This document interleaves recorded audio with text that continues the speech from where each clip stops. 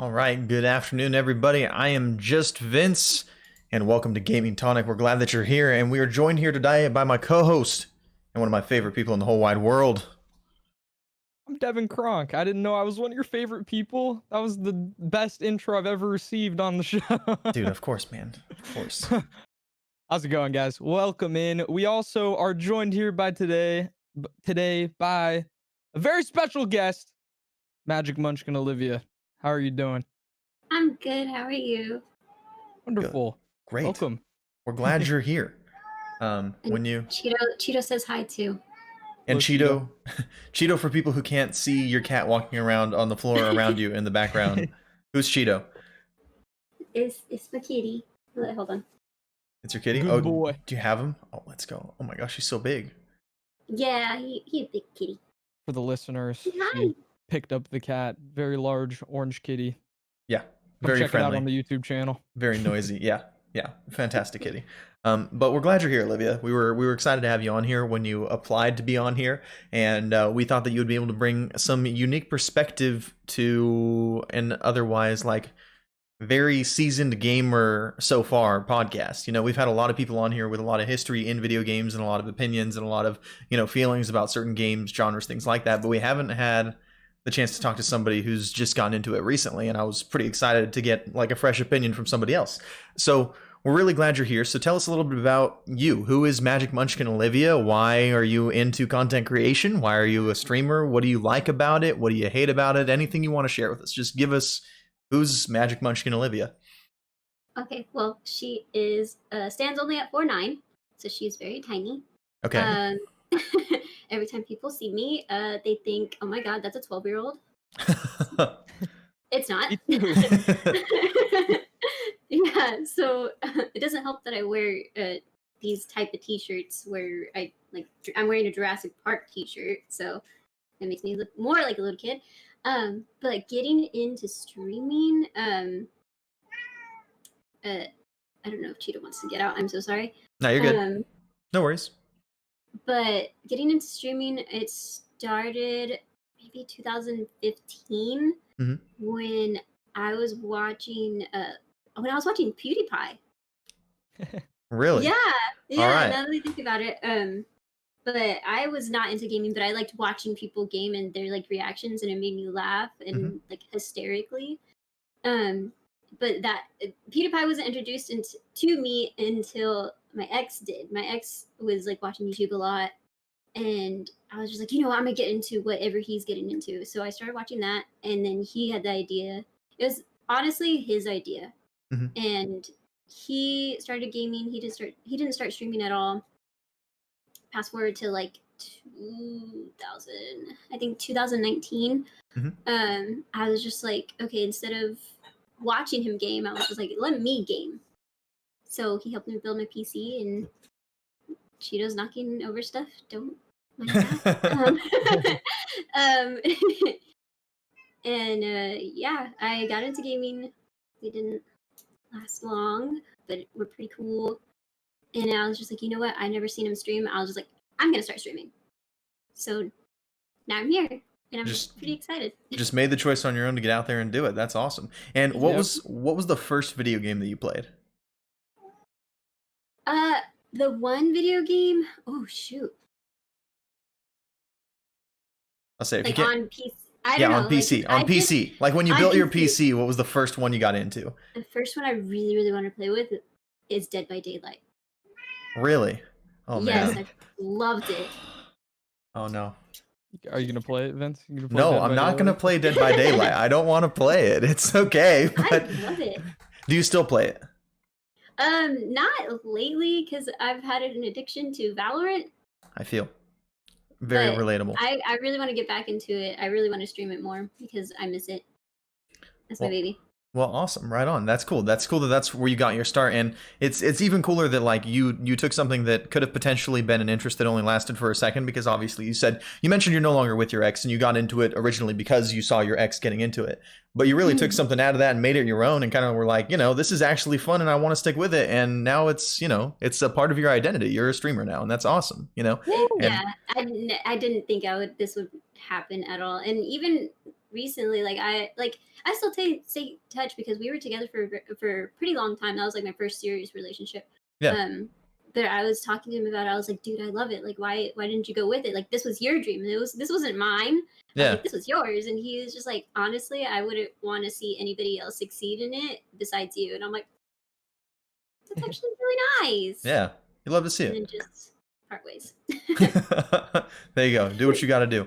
So, thank you for that awesome introduction into you and a little bit of, your background in gaming, what originally got you into it, and like your content creation journey a little bit and stuff like that. But Devin, I want to hear from you now. What have you been up to this week, man? What's been going on in the world of Devin Kronk? We didn't get to do the podcast last week. So yes. we got 2 weeks to catch up on here. Have you been busy? 2 What's been weeks. going on? Not really busy. I mean, as far as content creation goes, I've been doing Mario Odyssey speedruns and playing Smash like always. Mhm. And then Monster Hunter came out yesterday, which we'll talk about a little later. So I played that, and that was really cool. And that's about it, man. IRL, I guess, has been kind of busy, but we out here. We out here. Excellent. We out here. Yeah. That's awesome. Right on. What about How you? about you, man? Oh, I was going to ask Olivia first, and then I'll go last. Olivia, what have you been up to this week? I mean, you can tell us the last 2 weeks if you want to, but like content creation wise, life wise, what's been going on in the world of Magic Munchkin? Olivia, what's your week been looking like? I just got back from Vegas, so okay. I'm having withdrawals because I want to go back. Nice. Dog. Where'd you stay while you were there? Excalibur. There we go. Very fun. Right on. Did you have a good time? I take it based on the fact that you want to go back, that you enjoyed yourself a little bit. But I enjoyed myself a lot. What happened was, oh no. You okay? Dang it. Is everything Things are okay? going slow. Oh, we're going slow? I think we're good. Oh, okay. Can you hear us okay still? We hear you. Yeah, we can still hear you. You're fine. Yeah. Okay. Yeah, just keep telling us. So what happened was the idea to go to Vegas was my cousin lives in Texas and she has her husband and they have their anniversary in Texas. In Vegas, mostly every year it seems like, but we meet her halfway in Vegas. Nice. And it's so bizarre because I've not known her all my life. I recently met her like in 2010, the very first time. And it was just like we knew, like it was clicked immediately. Right there. Yeah. Yes. So us going to Vegas, we're just crazy. We're crazy as it is as a family. So us being crazy together is just it pops, it vibes. It's great. That's awesome. So you had the best possible time that you could have in Vegas, basically. Oh yeah, and we're probably gonna go back in July. Nice. Meet her again. Ooh. Awesome. That's excellent. Did you gamble while you were there? Yes, I did. Do you play cards? Like poker? No, just slots. Yes, just okay. slots. Okay, got you. I'm a poker player, so I had to ask. But I've been playing poker for a lot of my life, so I love it. I love it to death. I can't say I'm very good, but I enjoy it. My aunt taught me to play when I was 9 years old. Oh my god! So we gotta play poker sometime, dude. I didn't know you liked poker. We should do a poker stream sometime, poker. dude. I'm down. That would be the most fun. That. Also, something I got to shout out real quickly. Teddy Stormbear just came through with a sub for 3 months. And thank you so much for all the support, Teddy. Much love, dude. Much love. You're awesome. And I'm glad you're here. We're very grateful for that. Devin, you already asked me what's been going on in my week, the last couple of weeks or so. I mean, it's just been Smite streaming. That's it, man. Smite streaming, getting weird sleep hours constantly. Yesterday, I slept from like 12:30 in the afternoon until 5:30 in the afternoon, and then got up and then like streamed for another like 6.5 hours or so. And it's just been unreal, the amount of support and everything like that. I mean, we're growing so rapidly. It's honestly crazy. I mean, we're at the point now, followers. Huh? 882 followers. That's insane. I think we were talking about it like earlier this week, and we were at like 830 or something like that. Yeah, I don't know. Went up really fast. I don't know. I was talking about how close you were to 1K, and look at that, you're about 120 away.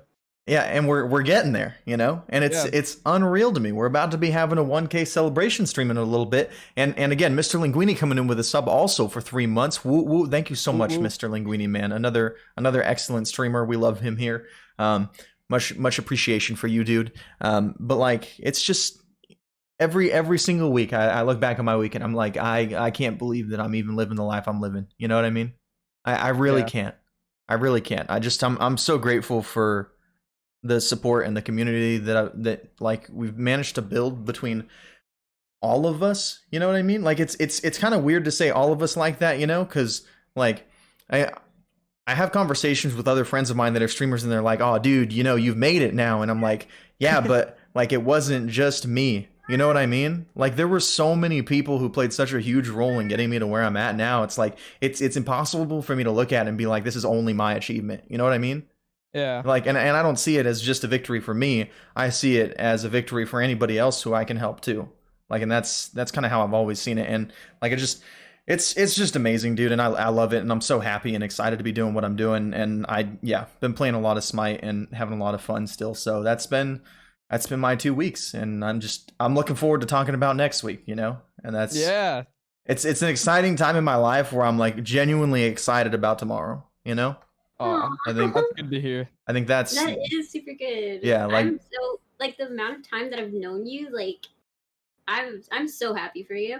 thank you. I Me too. appreciate that. Yeah. You deserve it. I've actually known Olivia for quite a while, ironically enough. And like I never imagined that you would have wanted to come on the show and filled out an application and all that stuff. Like never like when I met you, I would never have guessed that this is where we find ourselves, to be honest.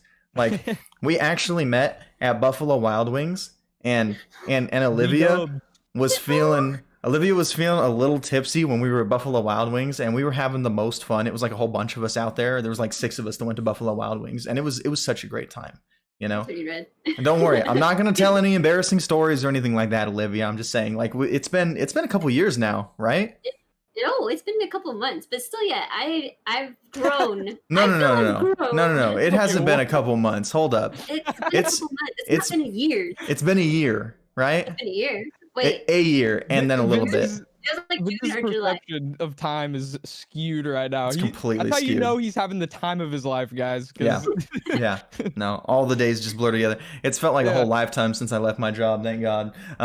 But either way, I mean, I'm glad we've all been having pretty good weeks. Honestly, it sounds like we all had a pretty banger last week. Olivia probably the most out of anybody with the Vegas trip. That's pretty spicy. I'm down for that. But Yeah, definitely. there has been a ton of stuff going on in the gaming news world while we have been living our best lives. I mean, this was a pretty busy week for news, you know? Yep. One of the biggest pieces of news on the docket, I mean, you talked about it already a little bit, Devin, but Monster Hunter Rise released March 26th. Yesterday. And It you was bought super it. Cool. I did, of course. Yeah. Are you loving it? I'm loving it. I think that it's a giant step up from World. Maybe not as much graphically, but in literally every other aspect, 100%. It is much better already, and I'm not even that far. It So- feels better, runs better, more monsters, new Nice. mechanics, quality of life stuff. It's good. If you like Monster Hunter, you'll love Rise. We like more monsters. That's good. More content is better, as Yeah. always. I mean, that's excellent news. Olivia, you mentioned a little bit when we were talking about this beforehand. Do you have a Switch, Olivia, by chance? I do. You do have a Switch. Okay. You said that you were considering getting into Monster Hunter. I mean, you've seen the trailer for this or watched Devin play or something. You've seen some gameplay. Does it look interesting to you? It's been looking interesting since the fact that you have a little sidekick, and I already got my little sidekick in real life, and to have it in a video game, I think that would be adorable for me. Just to have like a little tiny cat that follows you around and helps you in game with combat and stuff? Yeah, for Yes. those that don't know, there's a feline companion, and now in Rise you actually have like a canine companion too, and you can you can pick. ride the dog. Yeah, 2 of them. Can you ride the cat? You can't ride the cat, unfortunately, but you can ride the Weird. dog. And you can get them armor pieces, and they'll fight for you and all kinds of stuff. So that's a really cool part of it. So, I mean, I'm not going to buy Monster Hunter Rise. I'm not going to. I don't like Monster Hunter enough, but I'm starting to dabble. This last week, I'll have you know, I'm currently up to 3.5 hours played in Monster Hunter World. So I'm getting there. You've been holding out on me. You didn't even tell me. Well, This is the I first haven't I'm hearing even of it. convinced myself I want to continue to play it yet. I'm not going to tell other people I'm playing it, you know, on a regular basis. That's for sure. I'm trying though, you know. World is good. It's probably one of my least favorite Monster Hunters, but it's good. I think you would enjoy Rise far more. From all of the research that I've done, I've heard that Monster Hunter World is the most beginner friendly. I think so too. I would agree. And I think that was why I was like, that's probably the best place to start, is because Yeah. like the other ones are better Monster Hunter games for people who are Monster Hunter veterans. But if you have no idea what you're doing and you suck, me, then go ahead and start with Monster Hunter World, and then you kind of graduate from there. So I'm dabbling a little bit. I'm still not sure if I'm going to boot it up again because I've been playing a little bit of Magic Legends because the beta for that just started this week also, and that's terrible. I've already given up on it. But there's a lot of stuff going on. So we'll see. Monster Hunter Rise definitely looks cool though. Let me know. Yeah, I mean, you said I'll you've been play World enjoying with it. you. You'll I play got World it with me? downloaded. I'll play World with you. All right, carry me. I'll suck. go backwards just for you. Wow. My heart. All right. So the next piece of news on the list, though, Turtle Rock has delayed Back for Blood to October 12th, 2021. Are you surprised? No. Not even a little bit. No.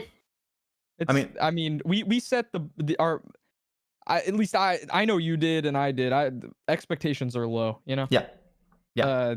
So given the background, even if I wasn't surprised or was surprised, regardless, I would still just be like, whatever.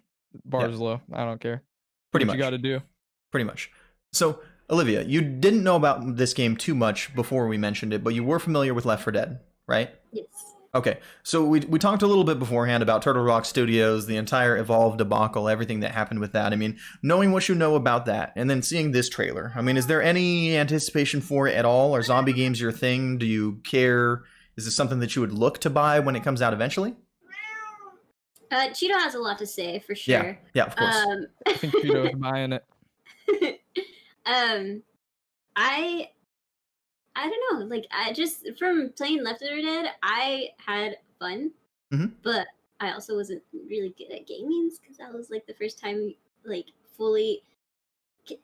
You know what? I forgot to put the background. I didn't fully like start playing games like nonstop until COVID hit because I had nothing else to do. Yeah. So I was total noob, no kills, didn't know what I was doing. Yeah. On other games, Dead by Daylight, all day, no problem. But Left 4 Dead, I would have to go back and play it. But seeing the trailer today, yes, Cheeto, yes. Seeing the trailer today, I was excited. I would want to play it. Yeah. I would want to buy it. I was but that's just the trailer. Yeah. Like, trailers are made to do that, basically. Yeah. I get the vibe. I get the vibe. Feel that way. Which, yeah, I'm very gullible. So seeing that, I was just like, I want to do it. I want to play that. New flashy things, cool zombies, people shooting, explosions. Let's go! All right, we're here for it. Awesome. Yeah, right on. And I think that the trailers have been really good. And like, also real quick, 12345 Deku, thank you for the follow. We appreciate it. We're glad you're here. But the thing is, like, COVID's still kind of in full swing. Things are starting to open back up a little bit. Things are starting to get a little bit more active again. We're starting to see restaurants and stores and stuff opening back up, at least here in California. And I think that I'm not surprised to see games still getting delayed, because it's a little bit complicated getting everyone into an office right now with all of the COVID regulations and stuff that have to be followed, assuming that they're even able to make that happen. And working under the assumption that they're not, like most people, because I'm pretty sure everywhere is like, if you can work from home is kind of the general understanding right now. Like getting that many people on a dev team all working together and coordinated and, heading the same direction and getting things done and, talking to each other about what needs to happen, coordinating just between like level design and game design and animation and art and sound and marketing and everything else. I mean, it's a huge debacle. It's massive. There's so many things that have to go on. I mean, just like me trying to plan to go have lunch with my relatives. I mean, we've taken like almost 3 weeks to finally pick a date, just to go plan lunch for one day. You know what I'm saying? Like these are things that happen. It's not an easy thing to coordinate with other people, let alone develop a massive multi-million-dollar budget game. Yeah, they're making a huge game. It's understandable. That's why it's no sweat off my back. I mean, with all the COVID stuff plus the low expectations, it's kind of like it's news, but I'm not sweating it at all. Yeah. As cool as Back 4 Blood looks, and as much as I would love to see that game take off and be a good game, uh, you know, always keep those expectations low.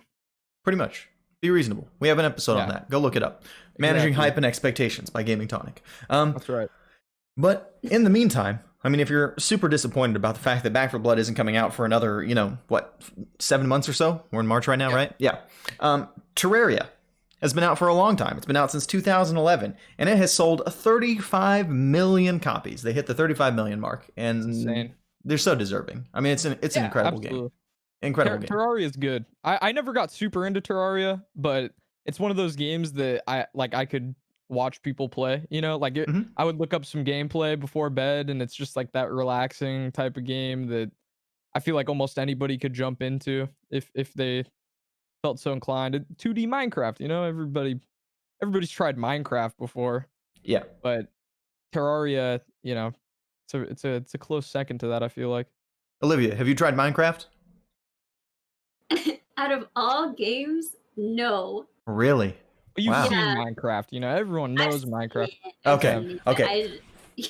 I had to ask. I've never opened it. I have it. I've never opened it. Wait, you even own Minecraft and you haven't played it? Yeah. What do you have it on?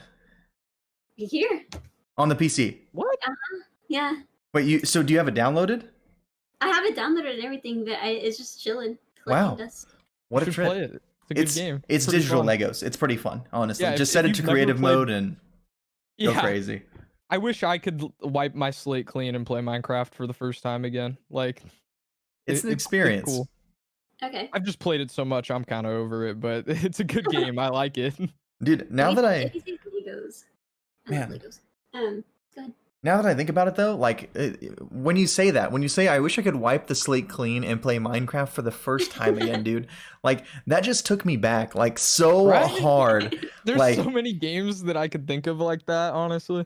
But that one specifically, sophomore year of high school, my buddies were buying Minecraft when it was in pre-alpha stage and still $12 or $15 or whatever it was to buy a copy of Minecraft. Okay, before the boom happened, dude. Before people knew Minecraft was hot, back when it was under Mojang and when Notch was a nobody, that Minecraft, and loading into the game and digging around and having no clue what I was doing and looking up guides on how to build up, how to build my weapon and a workbench and all this stuff. And I was like, dude, that was such a magical experience the first time. It was Minecraft great. Definitely holds a special place in my heart like that too. If you were a sophomore, man, I think the first time I played Minecraft was when I was in 7th grade. I was in middle school. Yeah. And I didn't have my PC. I would go to my grandma's house and she had this little pre-built desktop that I would go play Minecraft on. And I remember building the house in the forest. Good times. That's the best times right there, man. It really is. Yeah. But as an alternative to Minecraft, though, Terraria, it's here. It hit 35 million copies sold. It's a pretty big milestone. They sold 17.2 million on PC, 8.5 million on console, and 9.3 million on mobile. Which is kind of interesting to me. Yeah, totally. Do you play any mobile games, Olivia? Like phone games, anything like that? Only slots to get points so I can get free rooms at Vegas. Wait, you can really do that? Wait, Yeah. what? What? No, you can do that. That's why I go so much. You get free rooms at Vegas by playing games on your phone? What is this app called? That's incredible. It's My Vegas. It's 3. There's Pop Slots, there's My Vegas, and what's the other one?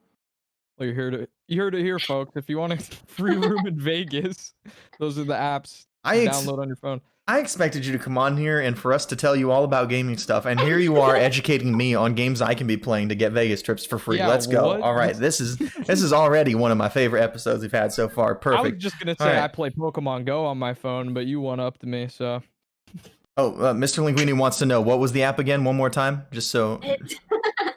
It's hold on. Let me take I play it on my iPad because I literally just do my homework and I have it just automatically just playing. Just automatically playing Vegas slots. How many rooms have you won playing this game? Do you win? She has to count, bro. What? Are I you live serious? close enough to where this game is worth. No kidding. So there's Pop Slots. Uh-huh. One that I cannot pronounce and I don't want to make a fool of myself, and My Vegas. My Vegas. Okay, so Pop Slots and My Vegas. and My Yeah. Vegas. Oh, I have Emoji Blitz, but I don't touch it. Emoji Blitz. I'm guessing that's probably some kind of a Match Here. 3 game Can or that something, also or win me Bubbles. game? You cannot win me rooms in There's- Vegas. I don't know if you can see it. Nah, not really. I know people can't see it that are Yeah, it's listening. okay. But All yeah, right. She's there's got 4 3. games on her iPad. But we have the names. So she's got 4 mobile games. So the one thing about this that is the most interesting to me, though, I mean, speaking, back to Terraria, of course, on our Yes, super sorry. focused podcast. Mobile outsold console. And for a game like Terraria, this is still a building game. It is in 2D, so it's a little bit easier than Minecraft, but obviously Minecraft Mobile's been really successful too. But I'm kind of surprised that mobile has outsold all of the console sales for Terraria. Yeah, that's a boggling one. Because I actually tried Terraria on mobile, so I guess I'm part of the Really? statistic either way. Yeah, like pretty early on in Terraria's life cycle. But the mobile controls were terrible. Like I hated playing I was on gonna mobile. say, the PC controls always felt really like that was the hardest thing for me to get over. Was the controls felt kind of janky even on PC for me personally. So like Yeah. I can imagine like mobile is probably really weird. Well, maybe people were just used to it then because it sold 7.2 million on PC and the controls sucked on there too, I guess. So Yeah. I mean, maybe the control scheme just didn't matter, and Terraria is an awesome game, and that's why it sold a lot. I mean, I wouldn't say it sucked, but I like it. It's just it was different, like Yeah. stuff I wasn't used to. yeah, it's definitely weird building in 2D. But I can't say enough good things about the developers of this game, though. They've taken a lot of good care of their game. They've released a ton of updates just as free content for the game. I don't think they've had even one piece of paid DLC for Terraria, to my knowledge. Nope. Like there's literally nothing that comes to mind, and that's something that's not really heard of in today's day and age. And in return, 35 million copies. Yeah, there you go. It's good money, And they went a hard 10 years, man. It was 10 years of consistent updates, and they just wrapped it up. The final update was like what within the last 6 months or so, last year, give or take. Yep. So, yeah, good on them. Exciting times. Congratulations, Terraria. We're happy for you, and we love your game, even though the controls suck on mobile. Yeah, fix that. So, Congratulations, your game sucks. yeah. Well, your game is great. It's just this one part we hate. Yeah. We can't just give it a perfect 10, you know. Exactly. So there was an article from Games Radar, though. A Halo Infinite actor said that the game is going to be launching November of 2021. So first of all, actor, you screwed up. If this is an accurate leak, and at this point, at this point, it's just in the rumor stage, obviously, so please don't take this as gospel truth. But an actor for the game said it. How much do the actors really know about when it's happening? Who knows? I don't know. They apparently think they know well enough to talk about it. And Games Radar is a pretty common, gaming news source. Don't strike me as the type of gaming news source to report on rumors that are just like, somebody on 4chan, posted some text and therefore it's got to be gospel truth. This was, directly from an actor for Halo Infinite, the game. I mean, would you be surprised to see a year delay? Do you think that's, roughly the time window that you would have expected for the game to be delayed, Devin? Yeah, I mean, that seems to be the trend right now due to the nature of the world at the moment. People are delaying their games by a year or however long they need, and that's cool, I guess. I didn't plan on buying an Xbox anyway, so this doesn't really matter to me too much. Halo's we'll see. Okay, Cheetos is happening. How about you? I What do gotta you let think you about out. it? Yeah, you're good. No worries. Come on, buddy. So, I mean, for me, I look at something like Halo Infinite coming out after a year and I'm like, this makes sense, Like, Yeah. the thing that would surprise me the most was if they said Halo Infinite is coming out in 2022. The fact that it's That would coming be out whack. late 2021 makes sense to me. A year delay makes sense. If it was coming out next totally. fiscal year, I'm like, there's no way. There's no way. Like, that's a terrible decision by Microsoft. We've already been waiting to see more of their exclusive games this year, and people have been just kind of like held in limbo, like, what's going on? The Medium just came out, and it was fine, but it wasn't incredible, and the optimization was terrible. All right. So, we're looking at Microsoft at this point going, you got all these studios, you just bought ZeniMax, who in turn was also Bethesda. Like, what is happening? You know what I mean? Like, yeah, it's more of a hit on them than on us, I think. That's because we got time, Yeah, no kidding. Let's say everybody's got plenty of free time to do stuff, and we're just like, Right. Microsoft, what do you got for us?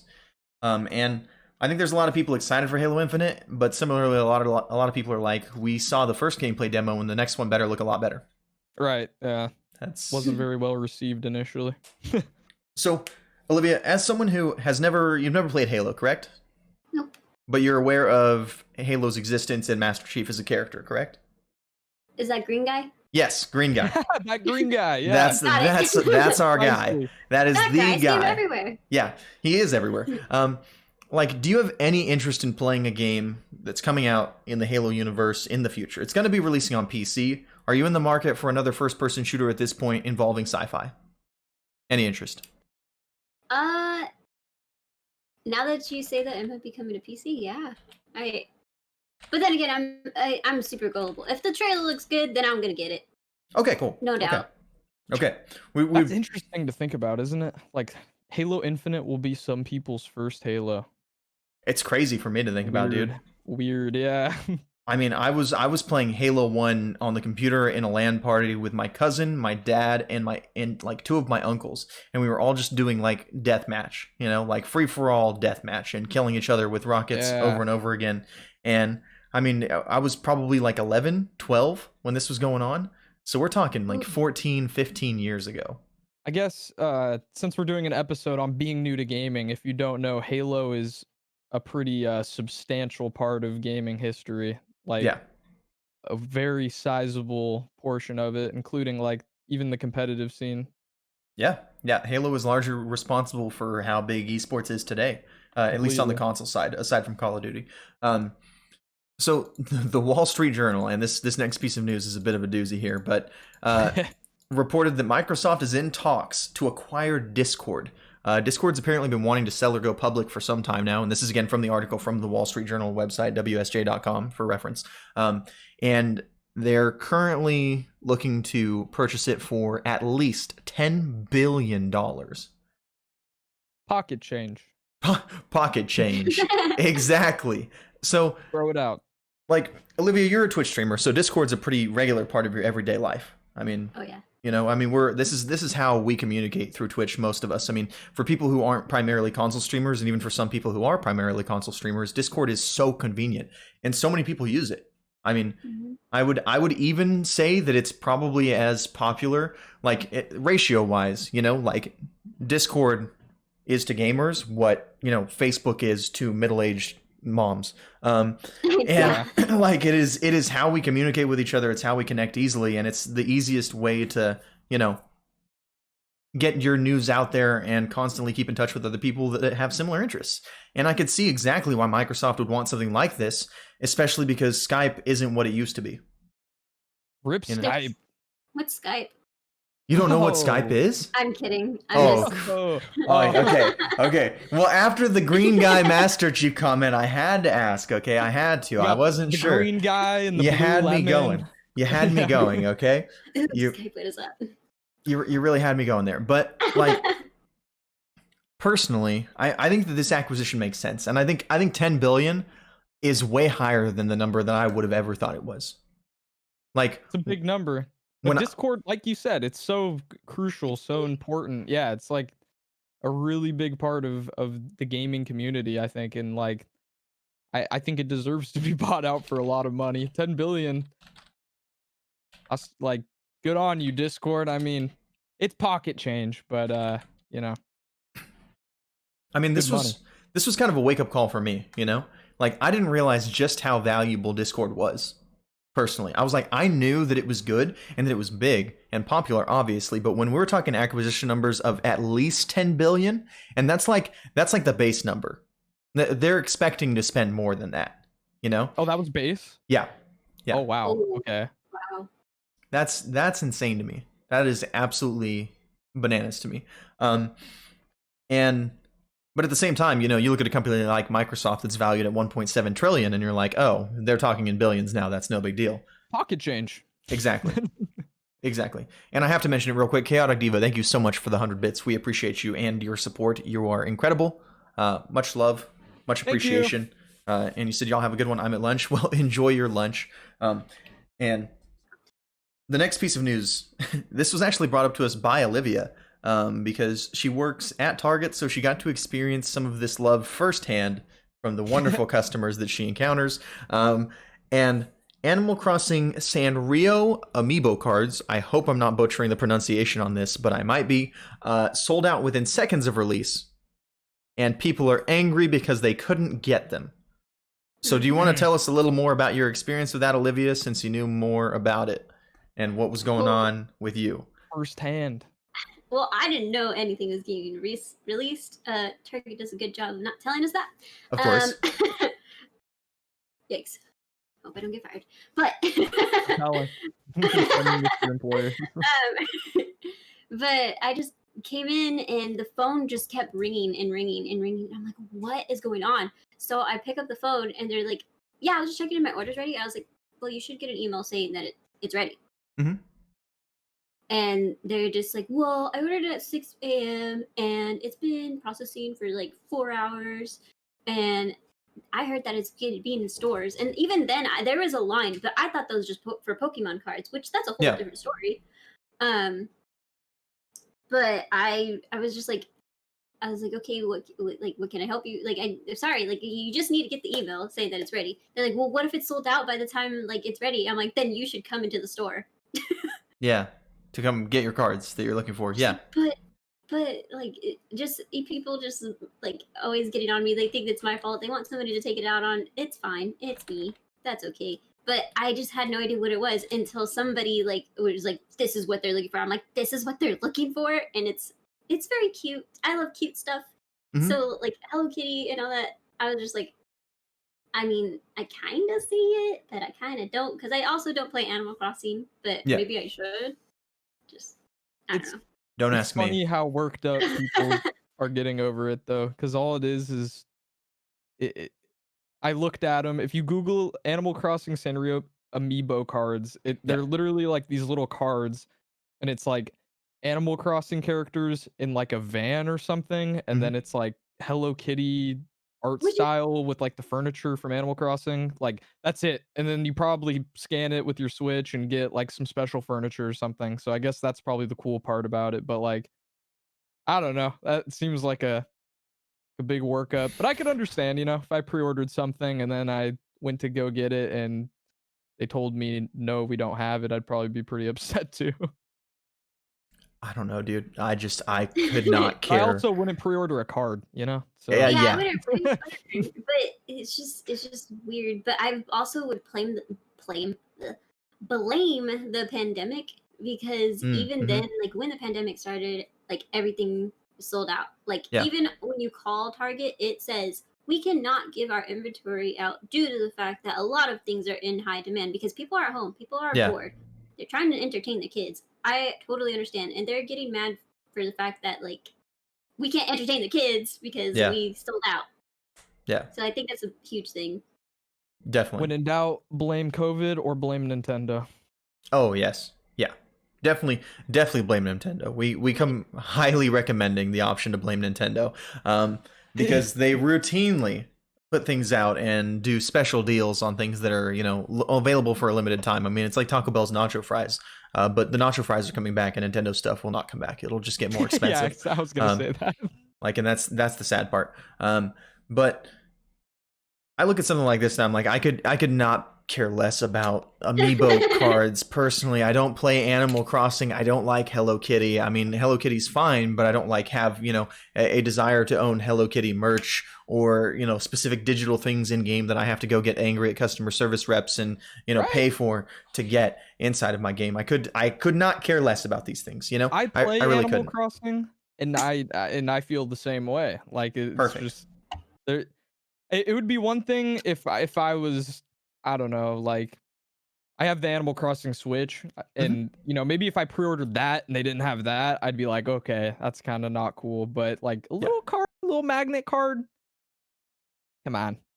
I mean, that's a little bit of a difference there, Like, if it is a big difference. That's what I'm saying. Like, it's if you go to a vending machine, I don't understand it. I just don't relate. If you go to a vending machine and you lose $5 in the vending machine, you're annoyed, but you're out $5. If you go to a vending machine and you lose $300 in the vending machine, That's significantly different. I think I the think- Switch is a little bit higher value than an amiibo card. So I don't think think these anybody would were- fault you for being mad in that scenario. These were dummy expensive for just being cards, I think. Like, you guys can keep talking. I'll run a price Oh, are you check. checking the price? Oh gosh. Oh god. I'm like slightly concerned to see how much they were worth, to be honest with you. I couldn't even look it up because it's already sold out. Oh, they didn't even have the Yeah, price they're just- listed because they They're were just gone. scalped now. Yeah, they're not Jeez. even listed because How they're much just are- done. How much are scalpers one- selling them for? I see one for $60. Oh my lord. Hmm. Little magnet cards. So you can either get Outriders when it launches on April 1st, or you could get one Animal Crossing amiibo card. Your choice. Make the right choice, people. That's all I'm saying. Okay, don't spend $60 to get scalped amiibo cards with Hello Kitty stuff on them, please. But again, how you spend your money Each is up their to own. you. You know, I'm sure there's an abundance of funds to go around since everybody's lost their job due to COVID. So, make sure to spend all that on scalped amiibo cards. But There you go. honestly, I think Animal Crossing is neat. It's not for me, but I'm sure somebody out there really wanted this and couldn't get a hold of it, and it sucks when that kind of stuff happens, Yeah.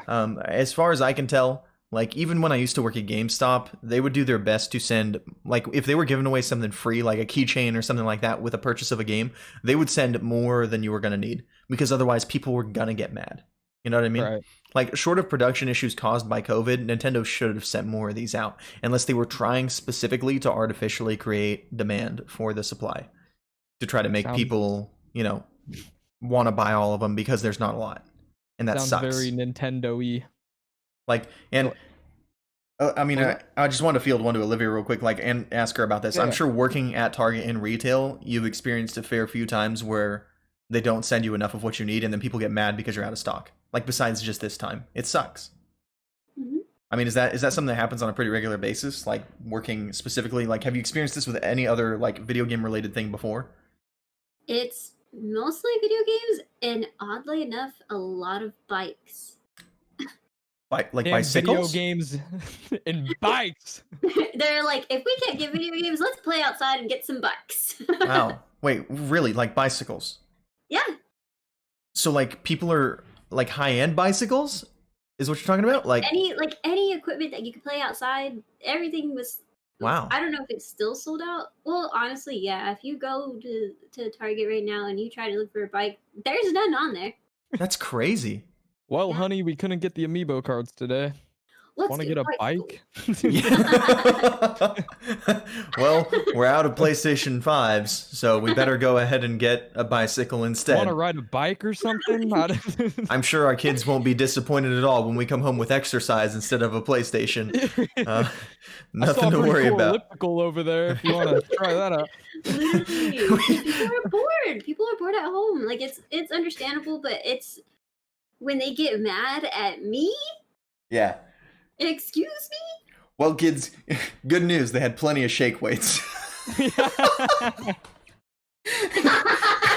Gosh darn it. Okay. All right.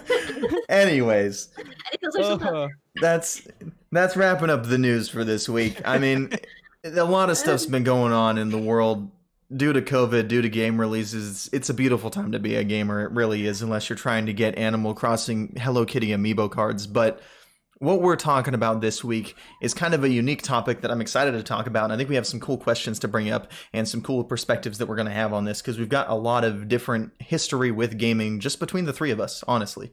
But we're talking about being new to gaming. And real quick, Zavis said, in our city, when COVID started, there were no dang mics or exercise equipment, but I think he meant to say bikes. Oh, he said bikes. Yeah. I was supposed to say, Yeah. Everybody bought the Mike's Hard Lemonade, I'm guessing. The But mic's hard. literally no alcohol anywhere. Everybody just drinking themselves into a coma or getting really fit. And exercising. They're yeah. just drinking them on the exercise bikes. Yeah. But I mean, hey, people have time now. They want to exercise. Who knew?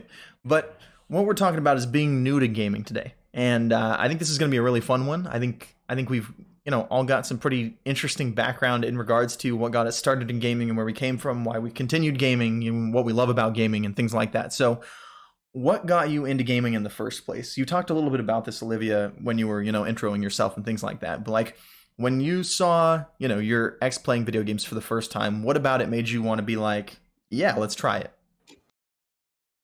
Uh, I think seeing other streamers, not just him because he was screaming at 3 a.m. and I was just like, babe, come to the bed, please. Yeah. But I think it was more of other streamers. There's PewDiePie Mhm. that I first got into, but it was funny because I was watching PewDiePie on YouTube and then I seen somebody under. His name is Yub Plays, I don't think I've ever and heard of him. yeah, Me neither. he's pretty tiny, but he looks like PewDiePie. Like people reference him like a little bit to like look they look alike. Hmm.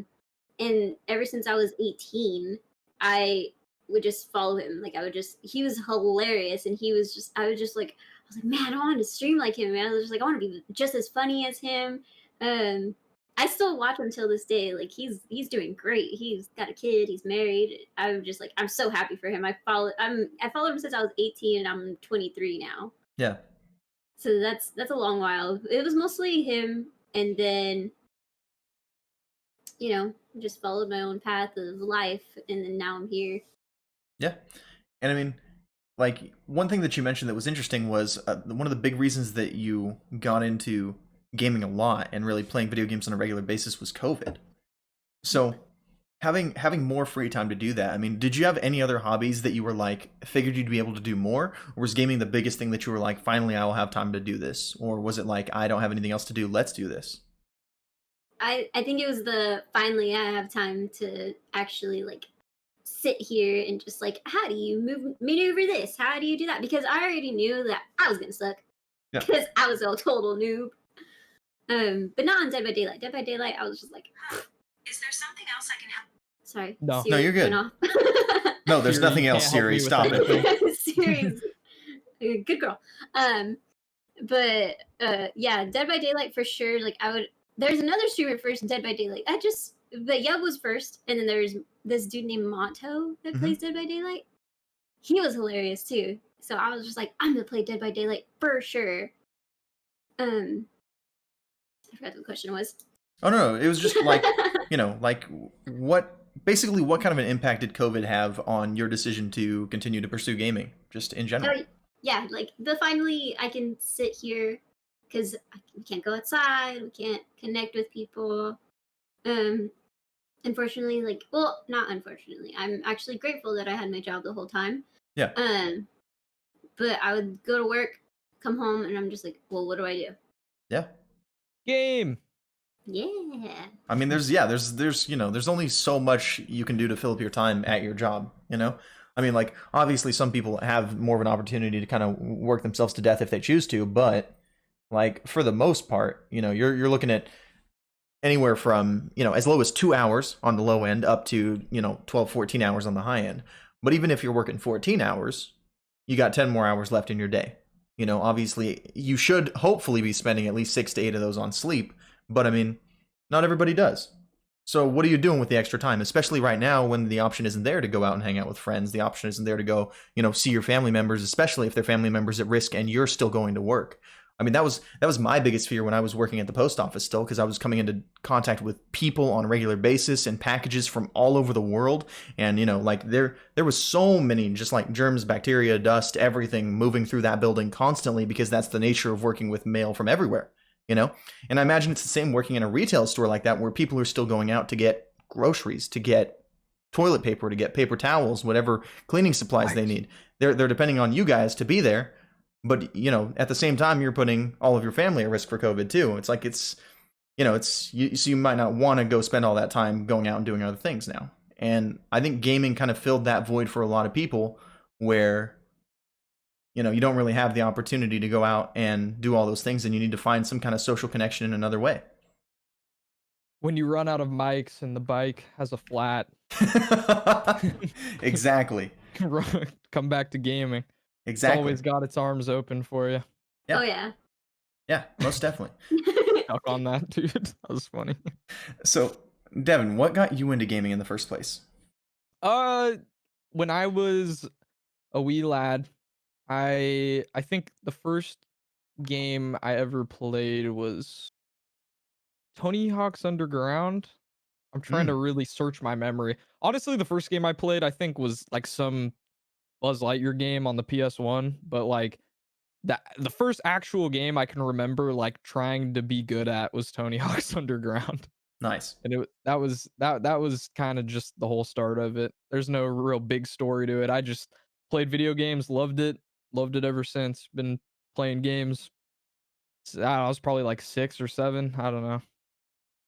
A Right wee on. lad. Yeah. But here we are now. That's awesome. I mean, that's Not a very majestic story, but I feel like that's the story for a lot of people like us, though. You know, people who've been gaming their whole lives is like they got into it as a kid. You know, I mean, I know that's my story. I mean, it was my dad's game. I guess if you want to go into more depth about it, it was my dad's game, and he was playing it, and I wanted to try. And there's a little more context to it. That's about it, though. and he let you try. He unplugged your controller and let you held it while he played. Yeah, and I thought I was killing it. He didn't fake it. He didn't. No, I'm like, joking. I totally did play it. Okay. Okay.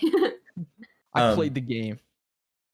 For me, like what got me into it at first, early on, was like when I was a kid. Gosh, I struggle to remember how old I was, but I mean I've been playing video games for a really long time, and I mean I know that I played video games at my aunt's house and my parents' house pretty often. The same aunt that taught me how to play poker. She had an original Nintendo Entertainment System, and my parents had a Super Nintendo Entertainment System. And I played different games at both places, and I can't remember for the life of me which one I played first. But like the first memory that sticks out to me, and this might be a little bit too old for both you guys and for most of the people in the chat, but there was a Lion King game on the Super Nintendo Entertainment System. And it was a 2D platformer like Super Mario, but way harder. Like so hard, like way too difficult for any child of that age who would want to buy a Lion King game to be able to beat. I never beat the first level. I think I've played that game before. I've seen trailers of it. You jump on the back of like the boars and stuff, and no, I don't remember 100% what I remember. So I used to go to like after school services because my mom worked late and I had to like stay at school for a little longer, and they had a N64 there. Yeah, and I remember playing some type of Lion King game along with the first time I ever played Smash. This was on the Super Nintendo Entertainment System, so this was before the Nintendo 64 even.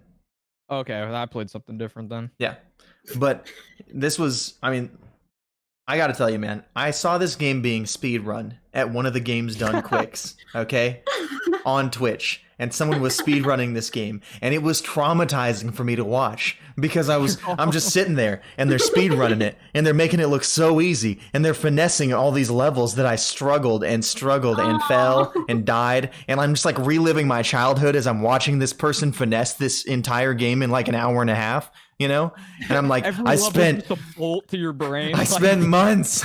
How do you do these things? Like, and I watched it happen, and I just couldn't look away because it was just like killing every ounce of me that struggled to do that so much when I was a kid, and I was so bad at video games. But that was where it started for me. And I would say as far as like getting really into gaming would have been.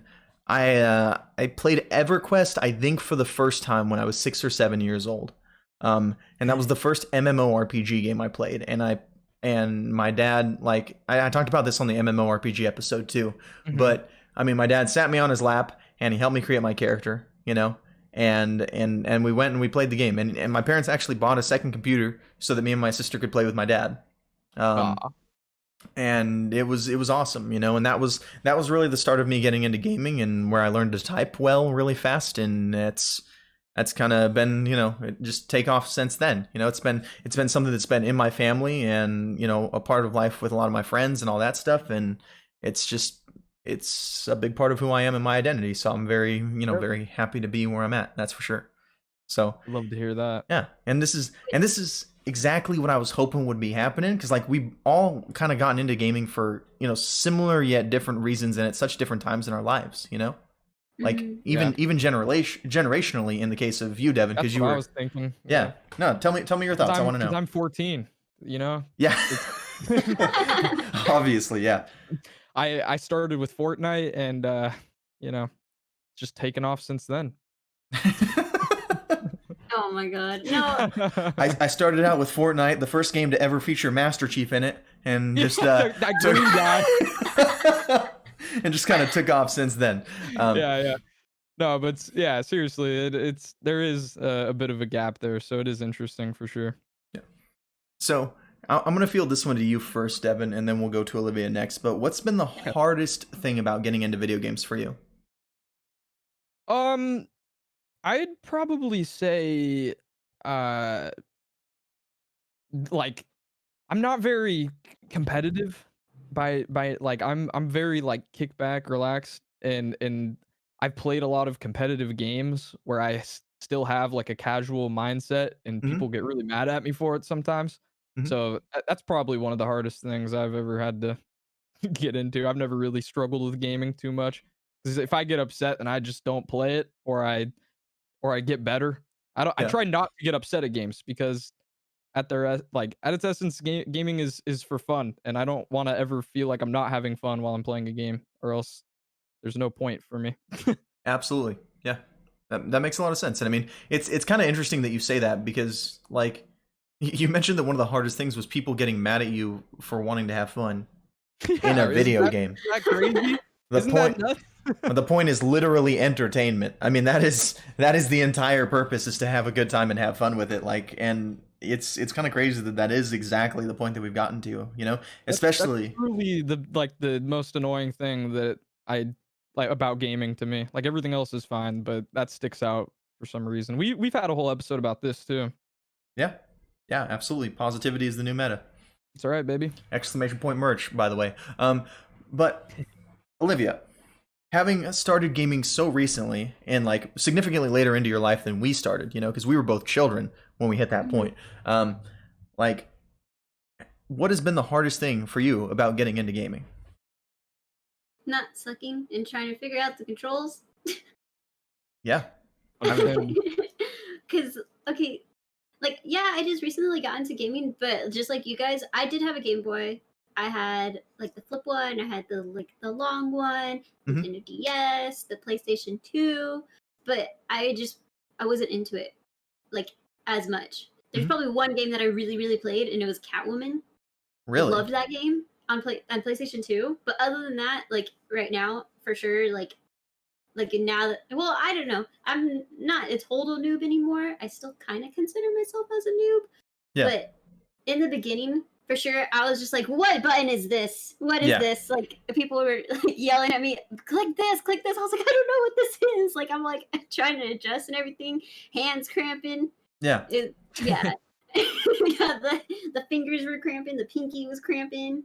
Let me tell you, I've been playing a long time and I still struggle with learning controls, okay? So don't feel bad about that. I was struggling playing Monster Hunter the other day. Yeah. And I mean, I think that that's probably the thing that would surprise me the least about, especially learning like computer gaming, you know? Yeah. Like mouse and keyboard is not very intuitive at first. Like as soon as you get it down, it Right. feels like such a more natural extension of you than using a controller. But I think that for people who are first starting out, there's something that's so like just perfect about being like, okay, obviously if I push this forward, I move forward. And if I push it back, I move backwards on the joysticks, you know, with a controller. There's something just like a simplistic beauty to controller controls that makes it a little easier to pick up. Way. Yeah. They did, yeah, that's smart. Yeah. But then you get, the keyboard and the mouse, and the keyboard has, you could bind all these keys any way you want, anywhere your fingers feel comfortable. And then you got a mouse, and your mouse might have buttons on there that you can press with your thumbs and do all kinds of stuff with that. Like there really is like a little bit of a learning curve, but once you pass that, it's smooth. Yeah, and when you consider the fact that the W is slightly off center from the like A, S, and D, if you look at a keyboard, Yeah. like on a lot of keyboards, the W is a little bit off center. People are like, "What do you mean you push that to go forward?" So they're over here on like the arrow keys, trying to use those, and like it's such a big learning curve. There's so much that you have to get used to, and on top of that, aim, like when you have companies who sell you mice and they advertise the fact that your DPI can go up to 16,000 DPI. But you literally never in your life want to use 16,000 DPI. I mean, at that point, if you happen to nudge your mouse with your thumb, you're moving your entire mouse across your screen. Like it's you don't want to do that. But they advertise that you can. And obviously bigger numbers better, right? So people are out here No. like, let me crank it up to 16,000 DPI, thinking that's how they should use their mouse because they're not taught better, because that's how companies advertise is that you can, but just because you can doesn't mean you should, but they're not going to tell you that. They're just be like, but look, it's there, when you should be playing somewhere between, 400 on the absolute lowest end up to, I want to say like maybe 2,000 would be reasonable. The only time I've ever turned my DPI that high is to like spin around in circles really fast to mess with people. That's it. Like it's never a Right. serious thing. Just spinning around and crouching in Valorant, and you look like you're spazzing. That's the only good it does. Yeah, So if you want to do that, then buy a crazy mouse, I guess. Either that or being a Reinhardt man on Overwatch. But either way, Yeah, I mean that's a joke for a pretty specific crowd though. But I got it. That was funny. I thank you. I think that for me, probably the hardest thing about getting into video games was I think knowing when to stop playing. Interestingly enough. Good one. Like knowing when it's time to take a break and be like, this is fun, but clearly it's getting a little bit too serious sometimes, or clearly, you're spending too much time on it and you need to focus on other things, like, hey, maybe, call your parents, call your friends, tell people that you love them, pick up a book, like pay attention to world events that are currently happening, play your guitar for a little bit, and like sometimes you need a break. And Totally. I think teaching myself that, especially like I would say even more so like once I moved out of my parents' house and like I had the free will to be like, hey, I can freaking sit here and play video games all day if I want to. Like that is very empowering, but at the same time very dangerous, like you learn very quickly, like I have been sitting here too long. It's time to stand up and stretch and go do something else and like do anything else and exist as a person for a little bit. And it's kind of interesting, like seeing my growth and seeing like different challenges I've had specifically relating to gaming and gaming too much, Yeah. I think that's a really good one to bring up too, because coming back to COVID again, like a lot of people have all this time on their hands, even if they're not moved out or whatever. Like even younger kids, I have two little brothers, and they go on their computers and they go to school, but really they just get off, like mute themselves, turn their cameras off, and they're playing Xbox all day. Like it's just, yeah. I see it firsthand, and I know that that's probably happening in a lot of places. Like yeah, you got to know when to stop sometimes, because it is important to do those real life things. And as much as I love video games, and as much as I wish I could just play video games all day every day, it's not realistic. Sometimes you got to put down the joysticks. Yeah, absolutely. I like that. So as someone who is a newer gamer, Olivia, what kind of games do you tend to gravitate towards? Like what games do you like to play? What catches your eye and you're like, this is something that I think would be really fun? Cute stuff. Like Valorant's pretty cute, and I don't know where Dead by Daylight came into play. Valorant kind of cute though. Dead by Daylight, not kind of cute. Like it's bloody, it's gory, it's scary. I don't know.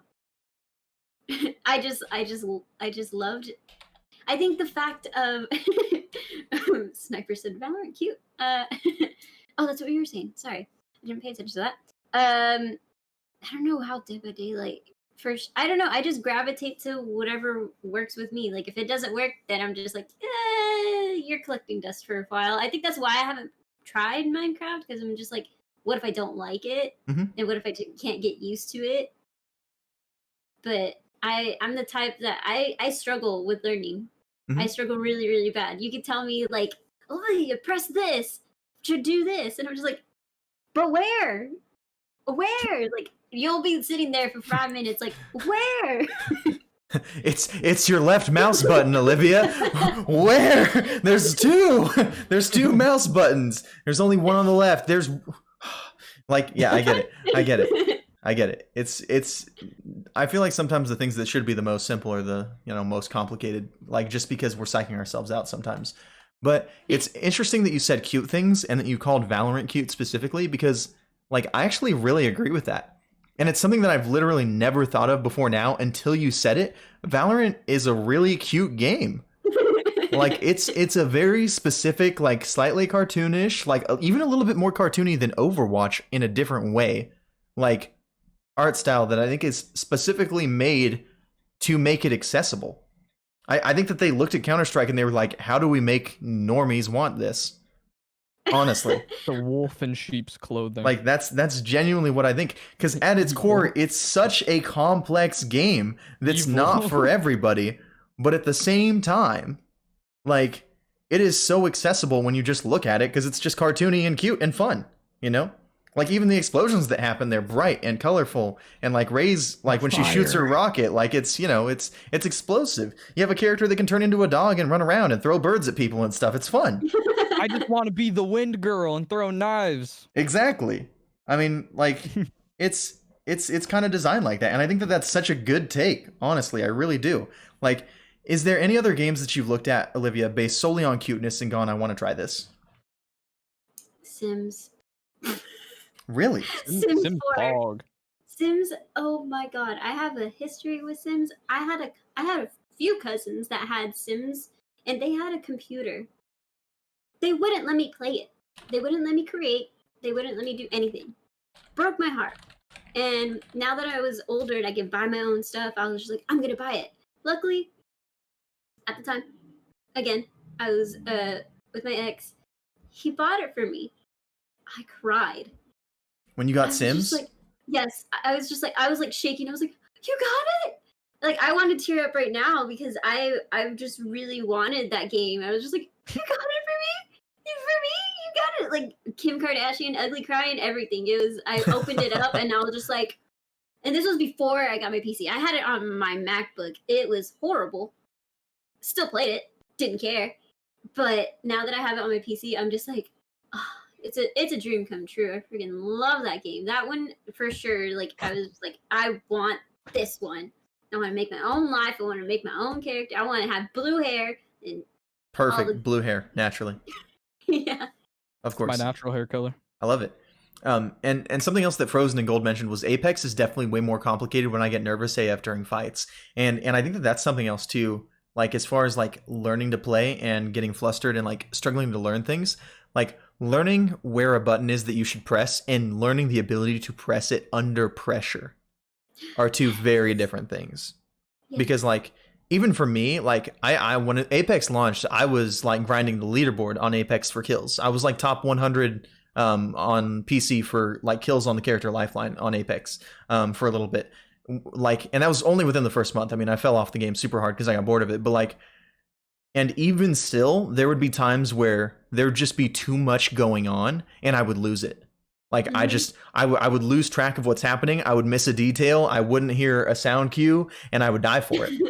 You know, and that was someone who was playing. Like, I was still working like 8 to 10 hours a day, 8 to 12 hours a day sometimes, and I would sleep like 4 hours, get up and grind Apex. Like, and I was playing that much. I was playing like 6 to 8 hours of Apex every single day for like a month, and still making those errors. Like, it is hard to teach yourself that kind of muscle memory, and even more so if you're still trying to just learn the controls in general. You know.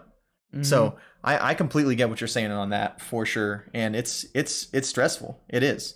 Have you ever cried? Cried like I've cried in my life, Olivia. Yes, I've cried. No, like cried like you're trying to figure out like a game, and you just get so, I don't know. Like, there's one time that I got super duper like frustrated that I just was like this, and I just cried. I was just like, I can't figure it out, but it made me want to go on it more. I'm just like, I'm gonna figure this out. I'm gonna do it. Do it. And I mean, I feel like a lot of our audience specifically probably wouldn't share that sentiment, but I'm sure that there are people out there who like probably need to hear that's okay. They're not alone. Like, that's okay. Like, crying is a solid stress reliever. Like, it's healthy for your body to relieve that stress in whatever way that you can. So if you're feeling that stressed out about it and you need to take a second, that's okay. Like, I haven't cried about it personally, but there's definitely times where I've been like, I need to stop now. You know, like, and I'm sure Devin's like heard me do this when I played Valorant with him or something like that. But like, definitely moments where like we're playing Valorant and like I'll get about 9 rounds into a game that's going really poorly, and I'm just like, I need to stop after this one, because like it's taking me to that point where I'm like, I am no longer enjoying this. It is only stress, and I am not improving anymore because I can't see past like the frustration of this moment, you know? And you got to take that break. And I think that's good. I think it's good to be able to know how to do that. That's the place I avoid when I play games. I hate that feeling. Frustrating feeling.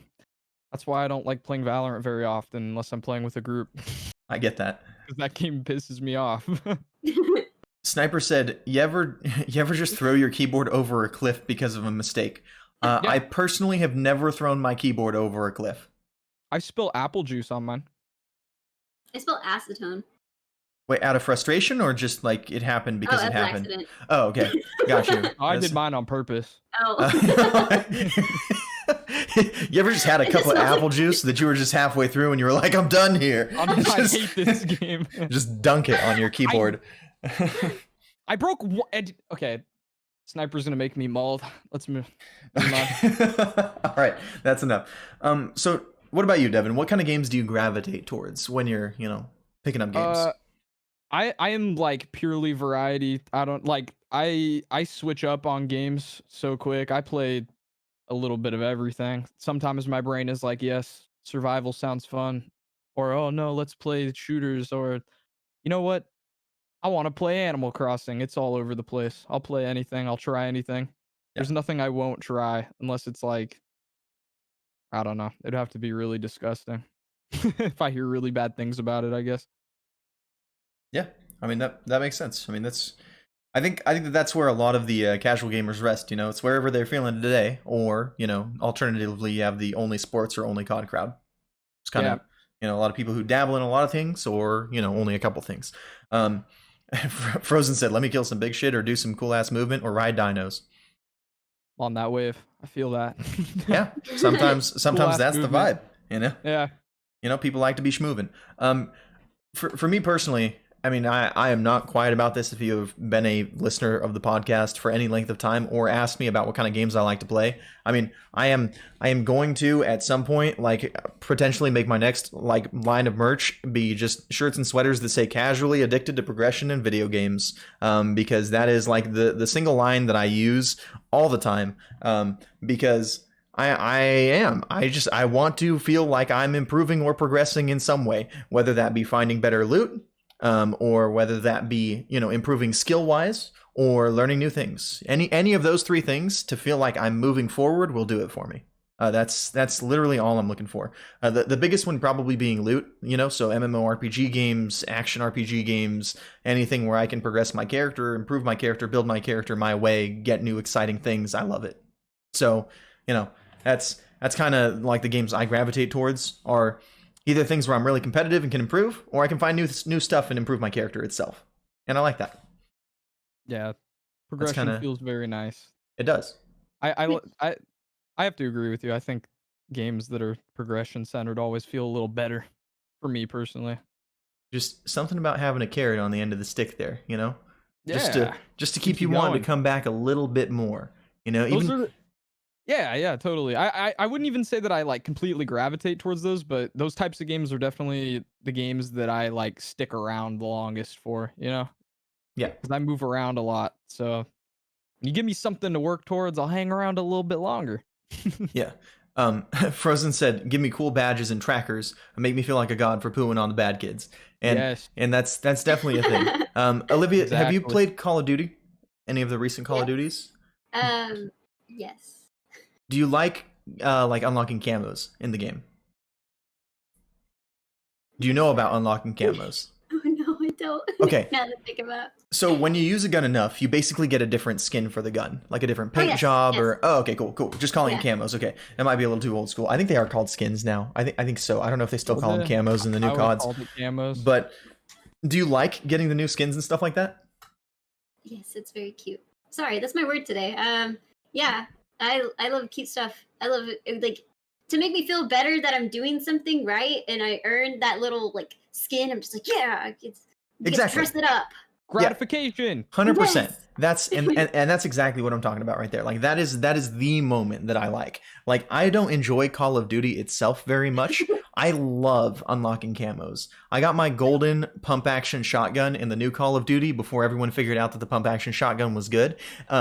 And like I spent hours just grinding with that thing, like holding corners on maps, like playing in tight spaces so I could use my shotgun and not get picked off by snipers. And I got my gold camo super early on, and it was so fun. Like I loved it. I loved it. You know, like getting rewarded for your work is the best. So any game that does that for me, I like it. I like it a lot. Yes. It's a lot of fun. Erica. She said, I remember when Vince tried to get me to play Mass Effect, I couldn't get past a point and I almost fought my laptop. That's so cute. Oh, hi, Erica. It'd be that way That's good. sometimes. Yeah, it do be that way sometimes. I got Diamond 3 times on Black Ops 2 and Dark Matter / level 1000 twice on Black Ops 3. That is a grind right there. That is the grind right there, for sure. So, what has been the most intimidating thing about getting into gaming for you? And we'll start with this one for you, Olivia. Most intimidating. Mm-hmm. Like the thing that scares you the most about, you know, approaching gaming as a new hobby. Not sucking. Same answer. I mean, okay. Yeah, I just don't want to I just want to be better, but like I said, I'm a very slow learner when it comes to this type of things, but now that I've been that, like, I think Devin said it, once you get past that point of like that learning curve, like anything else that I have hopped on ever since, like I just kind of like click. And I'm like yes, finally, like I can breathe a little bit. Like I know what you say when you say like M1, click your M1. I'm like, all right, got it. And click your M2, got it. Yeah. And I'm just like so proud. I'm just so proud of myself now that I could do that. But intimidating now, I think maybe when newer games come out, like what I thought was pretty intimidating, the news for that Left 4 Dead one that we were just talking about. Oh, Back 4 Blood. Back 4 Blood. Yeah, I was already intimidated. I'm like, ooh, new game. Like, but it's just like, and at the same time in the back of my head, I'm just like, challenge accepted. Let's go. Yeah. Yeah, let's try something new. Let's get out there and do it. So it's kind of balancing, you know, the excitement for something new with the fear of what if I'm terrible at it, essentially. That makes a lot of sense. I get that. And like, I think. Go ahead. Sorry. I think that's everybody. Like, I think that's just how it is. Yeah, definitely. I mean, for me personally, I mean, like I feel that with things like flying because I've never been on a plane, you know, like not something that's related to gaming because I've been gaming for so long that like when I go to get a new game now, it's like I want to play the new game. I'm excited for something different, you know, but when I think of something that I haven't approached before, something that I'm not comfortable with, there's definitely that hesitation. Like I would be so excited to fly on a plane for sure, you know, but I'm terrified of it. Like so terrified of it, you know. But I'm sure I'd be having a pretty good time once I'm up there. But you both never been on a plane? Like, Never.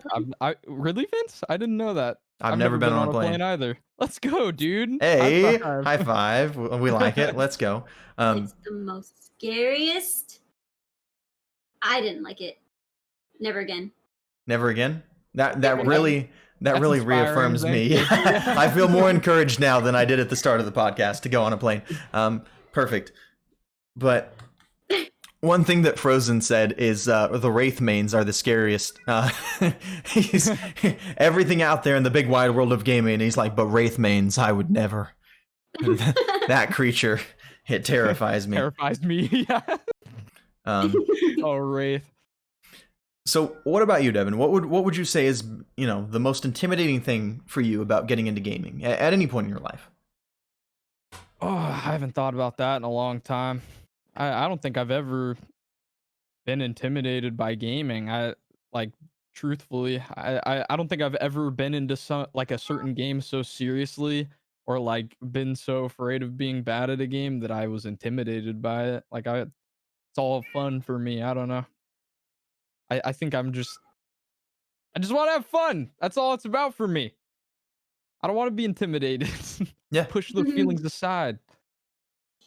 So if I feel intimidated, I probably I'm sure I have, but then I quickly move on from it. Just I don't know. I guess it would probably be a worry of sucking at a game like you, Olivia. Like I'm playing with my friends maybe, or I don't want to be the guy at the bottom, you know? Yeah, absolutely. Yeah, being the bottom fragger is kind of one of the worst feelings I think that you can have. But I I heard still end up on the bottom, but nowadays I just don't care. I heard something today and I was like, man, I need to put that on a poster or something. But another streamer friend of mine who I met like playing Smite, her name's Lady Bisky, and she's also a VTuber, I think is the term that they use, but she's got like an animated figure that she projects on there.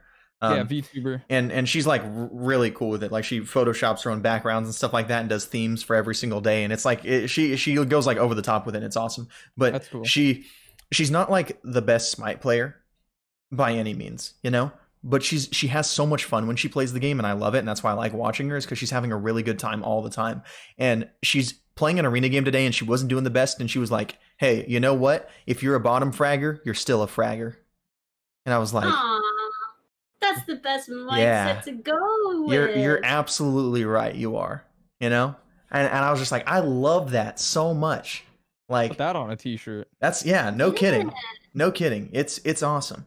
And like even if you're the worst of the worst, you're still out there doing it, you know. And I think that that's just an incredible mentality to have, and I love it. That hit my heart. And yeah, no kidding.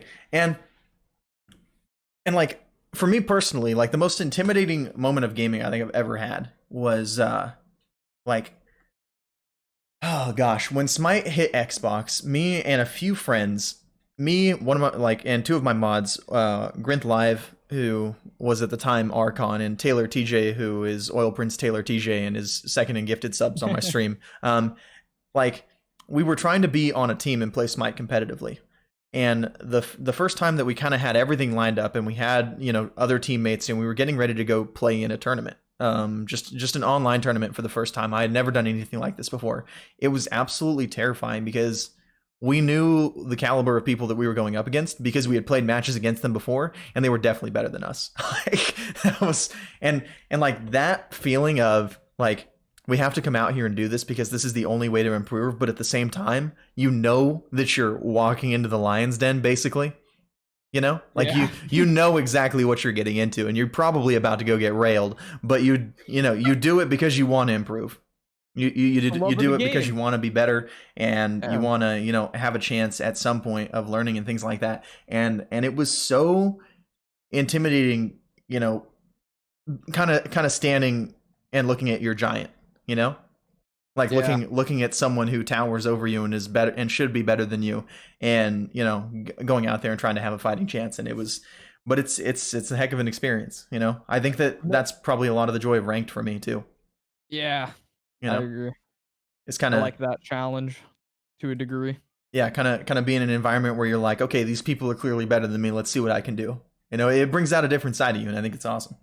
I've never played any tournaments, and I've never really had to experience that feeling of knowing somebody's better than me and I'm about to get smoked. Mm-hmm. But I'd say the closest thing I could relate that to personally is I used to play baseball, and I don't know if you've ever did you play any sports? No, only street sports. That's it. Okay. Well, if you play sports, there's always that one team in your league everyone knows is the team. Yeah. And so I feel I've played against the team a few times in baseball, and I'm sure the feeling's quite similar. It's just I know what I'm in for, but we're going in. Yeah. Just because we want to have a good time. So yeah, there's one for you sports people out there, I guess. There we go. I saw you raise your hand, Olivia. Did you play sports too? I did. I was very, very sporty. What did you play? I played soccer and I ran track. Wow.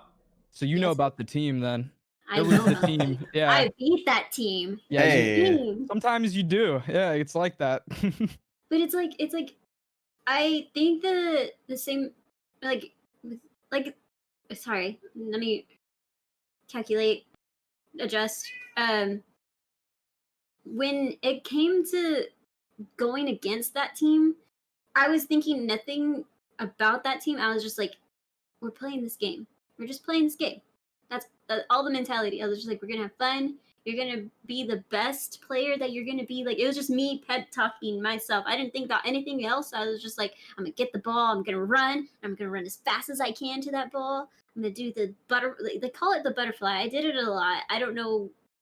I would kick the ball like very, very far, but I I was so fast. Like, I was just like, I'm gonna go get that ball. Like, I would kick it far and I would just sprint and I would just make the goal, and I would do it a lot. And I got myself a reputation because of that. Yeah. It was crazy. I was just doing whatever I was doing. Like, I was just having fun. Like, I was just being like my player. And then that's the same with games. Like, now that I noticed, playing Valorant, I was just like, it's just a game. Yeah. I just said that to myself. I was just, it's just a game. And I'm all over here clicking heads. I'm like, where did she come from? Holy cow! Like, I like this person. Yeah, and that's exactly it. You know, like having a little bit of that confidence and a little bit of that, like, you know, easygoing mindset to go out there and, you know, just like, hey, we're gonna come out here and we're gonna have a good time with it, and then all of a sudden you've been having a good time with it, you've been consistently having a good time with it, and you've been pushing yourself just a little bit farther every time because you're just having fun and trying things, and then all of a sudden it's working finally, and you see yourself making those plays that you used to look at everybody else and go, how were they even doing these things? You know, like, how do they even aim at people? How do they even move properly when they're, you know, doing their movement? I watch Rocket League players and I'm like, I will never be that person. But like, it's incredible to watch, you know? Yeah, that game's something. Yeah, I can't with Rocket League. You know what? You asked me earlier what the most intimidating thing about getting into gaming is. I have a serious answer now. Rocket League. That game, just the Rocket League. That's it. You know. That game is scary. Yeah.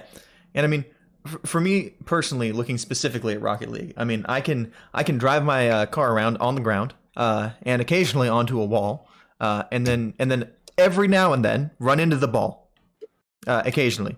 Sometimes press the boost button and move a little faster. Yeah, that's a cool little trick too.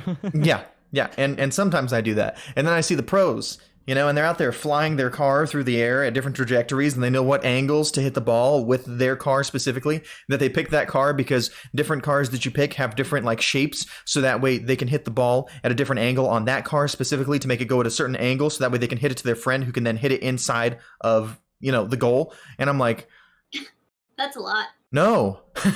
No. I already like, nope.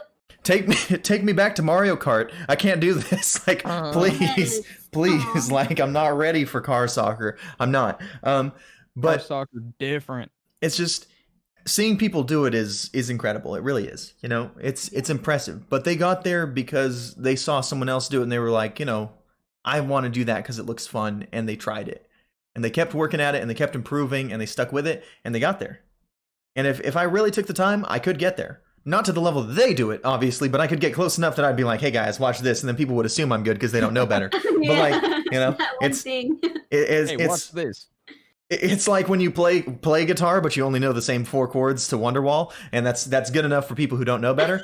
Why'd you have to call me out like that, man? I was like, wait.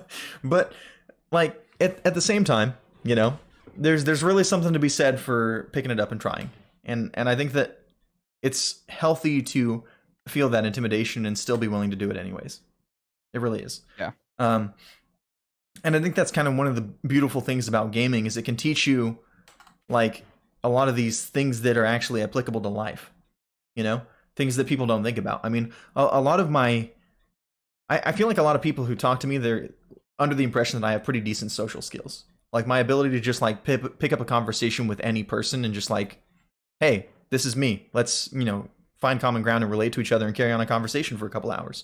I feel like people are always kind of, like, surprised at my ability to do that, and a lot of that came from gaming. When I was 10 years old, I started playing World of Warcraft, and I was talking to strangers on a regular basis. You know, just everybody on the internet was a stranger and a new person to meet, and I learned just how to interact with other human beings normally through that.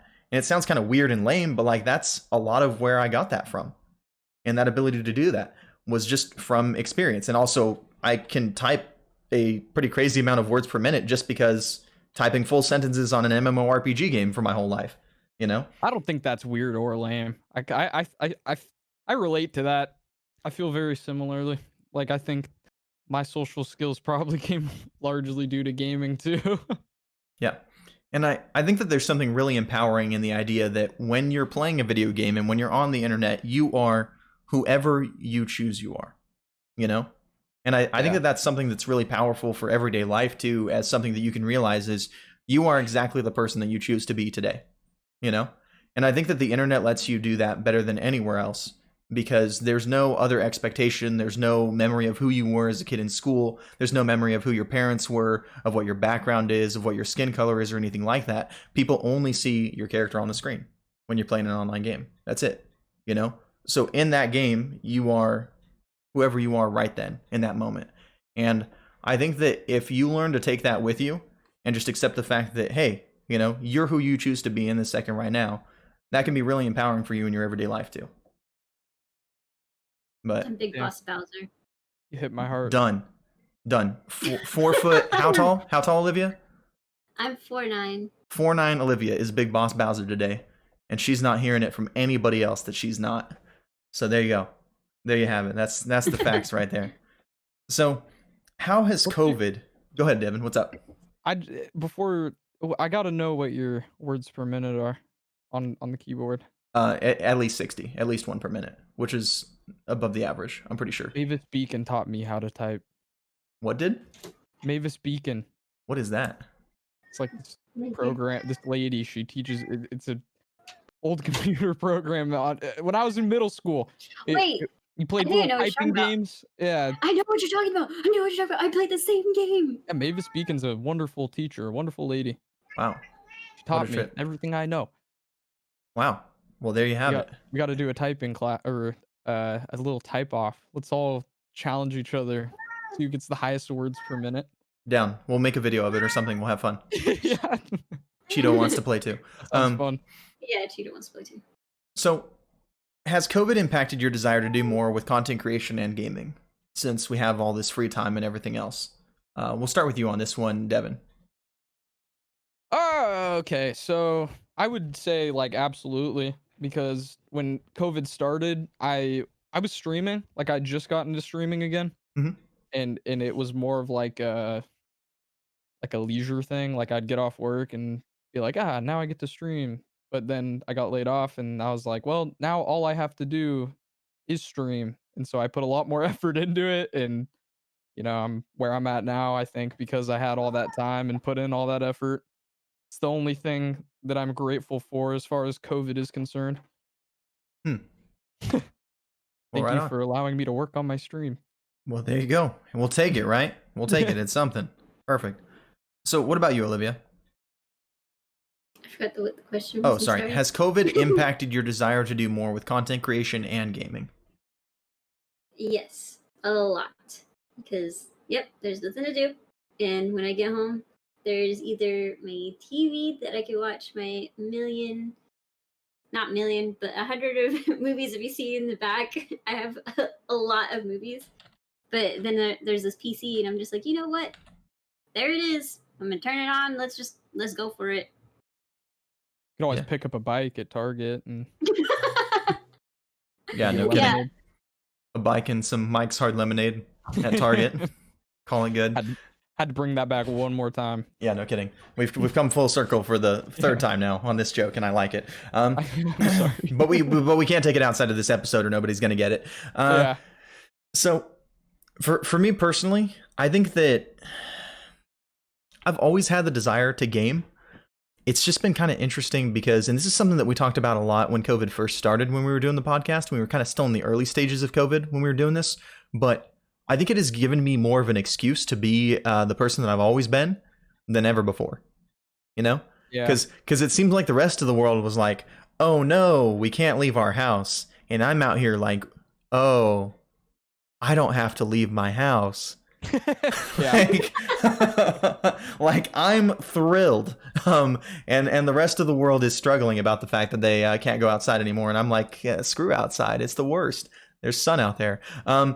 And I've been super stoked about not having to, make excuses for the fact that I don't always want to go hang out with people, or like I don't always want to go to certain like events or occasions or things that are happening. Like it's been a relief for me, to be honest. Like, and even how many years into it are we now? Almost 2 years into it at this point.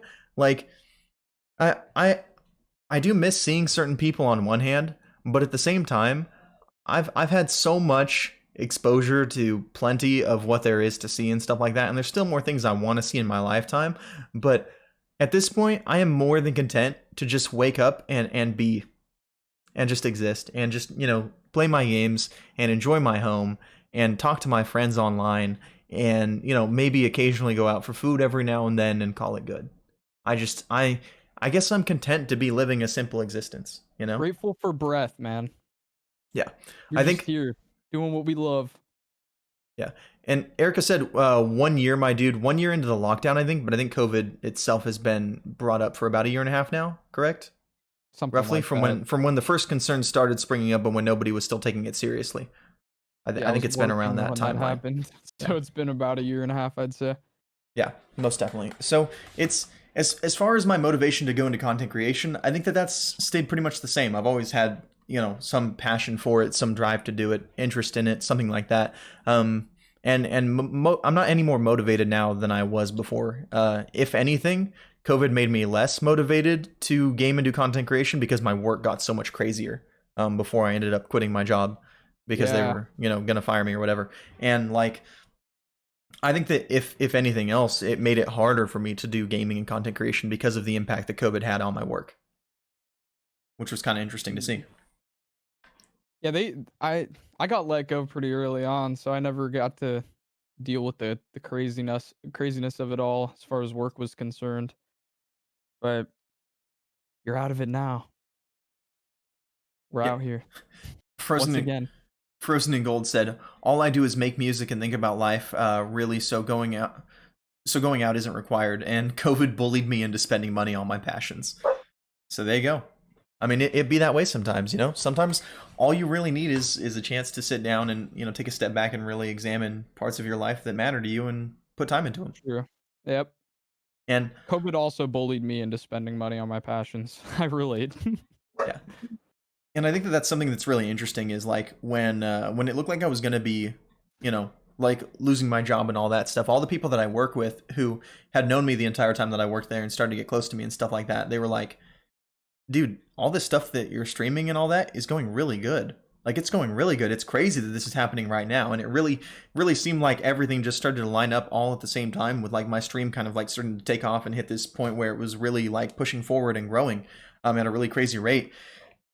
And they were just like, man, like sometimes, like it takes a push in the right direction for you to finally realize, hey, I can do this and I should do this and I can actually do this, Yeah.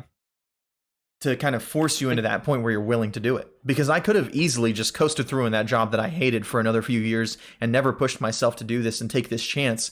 And I might not have ever seen this success because I would just be too tired from my job to ever really take the time and do this. But now I have this opportunity because of how it went.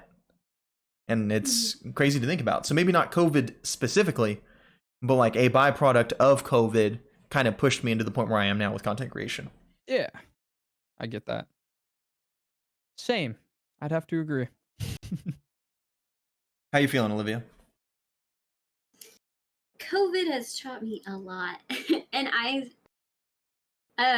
think once COVID hit, it was almost gonna be a year where me and my ex broke up. But even that whole year, like I was trying to like find myself as a person, if that makes sense. Because like Yeah. during that relationship, like I felt like I had to change my whole my whole personality just to like be with this person, which it shouldn't be like that. It should Yeah. totally be different. Didn't know that. Lesson learned. But once COVID hit, it was just like now I can sit here and process like what am I going to do with my life? What am I as a person? And even during the pandemic, like I've learned a lot of lessons. Even with Twitch, like cuz Twitch, like I would meet other people, they would come into my life. Some left, some came, but now I'm just kind of enjoying it and still trying to figure it out. I'm just like, what are we here for? What are we here for? What's going on? What like I just have big old questions in my head like all the time. I'm just like, what's happening? What can I do better? Like, but I just try to like breathe, and I'm just like, okay, this is a new day. I'm gonna do better than tomorrow and go from there. Yeah, absolutely. And you have to, you know? And I think that the biggest thing about streaming, you know, and like improving in streaming and growing in streaming and like, you know, why are we doing this? What are we doing it for? Like, I think the point where I really started to see the most growth in my stream is when I took a step back from like seeing it as a means to an end and really getting back to the roots of exactly what I love about streaming. And my favorite thing about streaming is just sharing my passion for games and how much I really enjoy this and love it with other people. It wasn't about, you know, making that money. It wasn't about blowing up. It wasn't about being famous. It wasn't about people knowing my name. You know, it wasn't about the networking or all the other extra stuff that you have to do inevitably to grow at some point to, you know, finally get your name out there and get enough people in your stream to where you can really start to take off. It was just the fact that I love doing what I'm doing, and whether I'm doing it for literally me and my wife downstairs with, you know, me up on her phone, or whether I'm doing it for 20 people or 50 people or 100 people, this is what I love. And unless that is the only important thing about it to you, eventually you're gonna burn out. You're gonna get bored of it, and you're gonna be like, well, I'm not Ninja now, so what's the point? You know? Because I feel like so many people, they expect that it's going to be like, oh, hey, you know, I'm just going to boot up my game and boot up OBS or click the share button on my PlayStation, and then people are going to come in and I'm going to get all this money for playing video games. And it's not that, you know? They're never going to see all the hundreds of hours that you put on off stream, making sure that everything's set up nice, talking to people in your Discord, networking with people on Twitter, reaching out to potential sponsors, making sure you got your lighting set up, making sure your audio sounds good, you know, making sure that your computer can even run the stuff that you're trying to run. They're never going to see all that stuff. They don't want to see all that stuff. They don't want to know about it, you know? So if you're not in it because you really love it, eventually you're going to burn out. And I think that that's one of the things that COVID has shown me is that I really, really love this, you know? Now that I have the chance to finally like pursue it and do it, I mean, this is probably the most passionate I've ever been about anything in my whole life is streaming, you know? Like the stuff that we do for the podcast, getting to meet all these awesome, incredible other people and getting to see their content and what they're doing and things that they're doing that can help me improve and that I can learn from and stuff like that. Like it's so fun. It's so cool. Like Twitch is really like one of the most incredible things about gaming, I think. And I think that being new to this specifically and like really, really diving into it like this has been one of the greatest things about COVID, for sure. Yeah, I agree. Oh, streaming. I'm very passionate about streaming too, and I can definitely relate to that. I feel like I've always been passionate about it, and it was always something I really wanted to do, and I tried to do when I was younger. But like you said, I don't just. It's a byproduct of COVID, you know. Gave me time to focus on my passions more, and streaming happens to be one of those things. So here we are. Yeah, absolutely.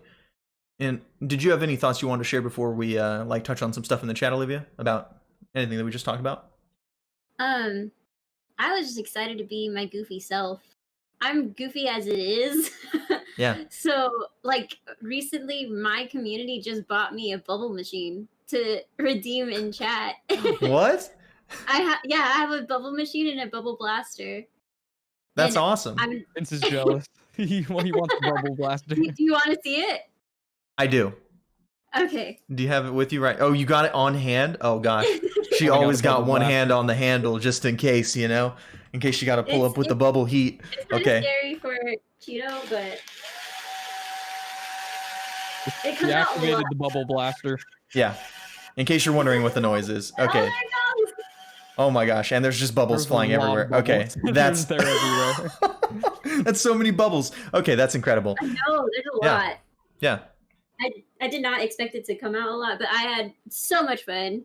But yeah, honestly, just like being on Twitch, I just really just wanted to be goofy. I wanted to make people laugh because that's how I wanted to get into Twitch, because I seen other people it was YouTube, but same Yeah. thing. They stream on Twitch and I seen them like being goofy. I was just like, I'm just as goofy. I can be hilarious. Yeah. Let's do it. And now you get to be you, you know? Mhm. And you get to meet like-minded people who are there and they have come to your channel and they looked at your stuff and they were like, I love this. This is awesome. You know, this makes me feel welcome and like something I can be a part of.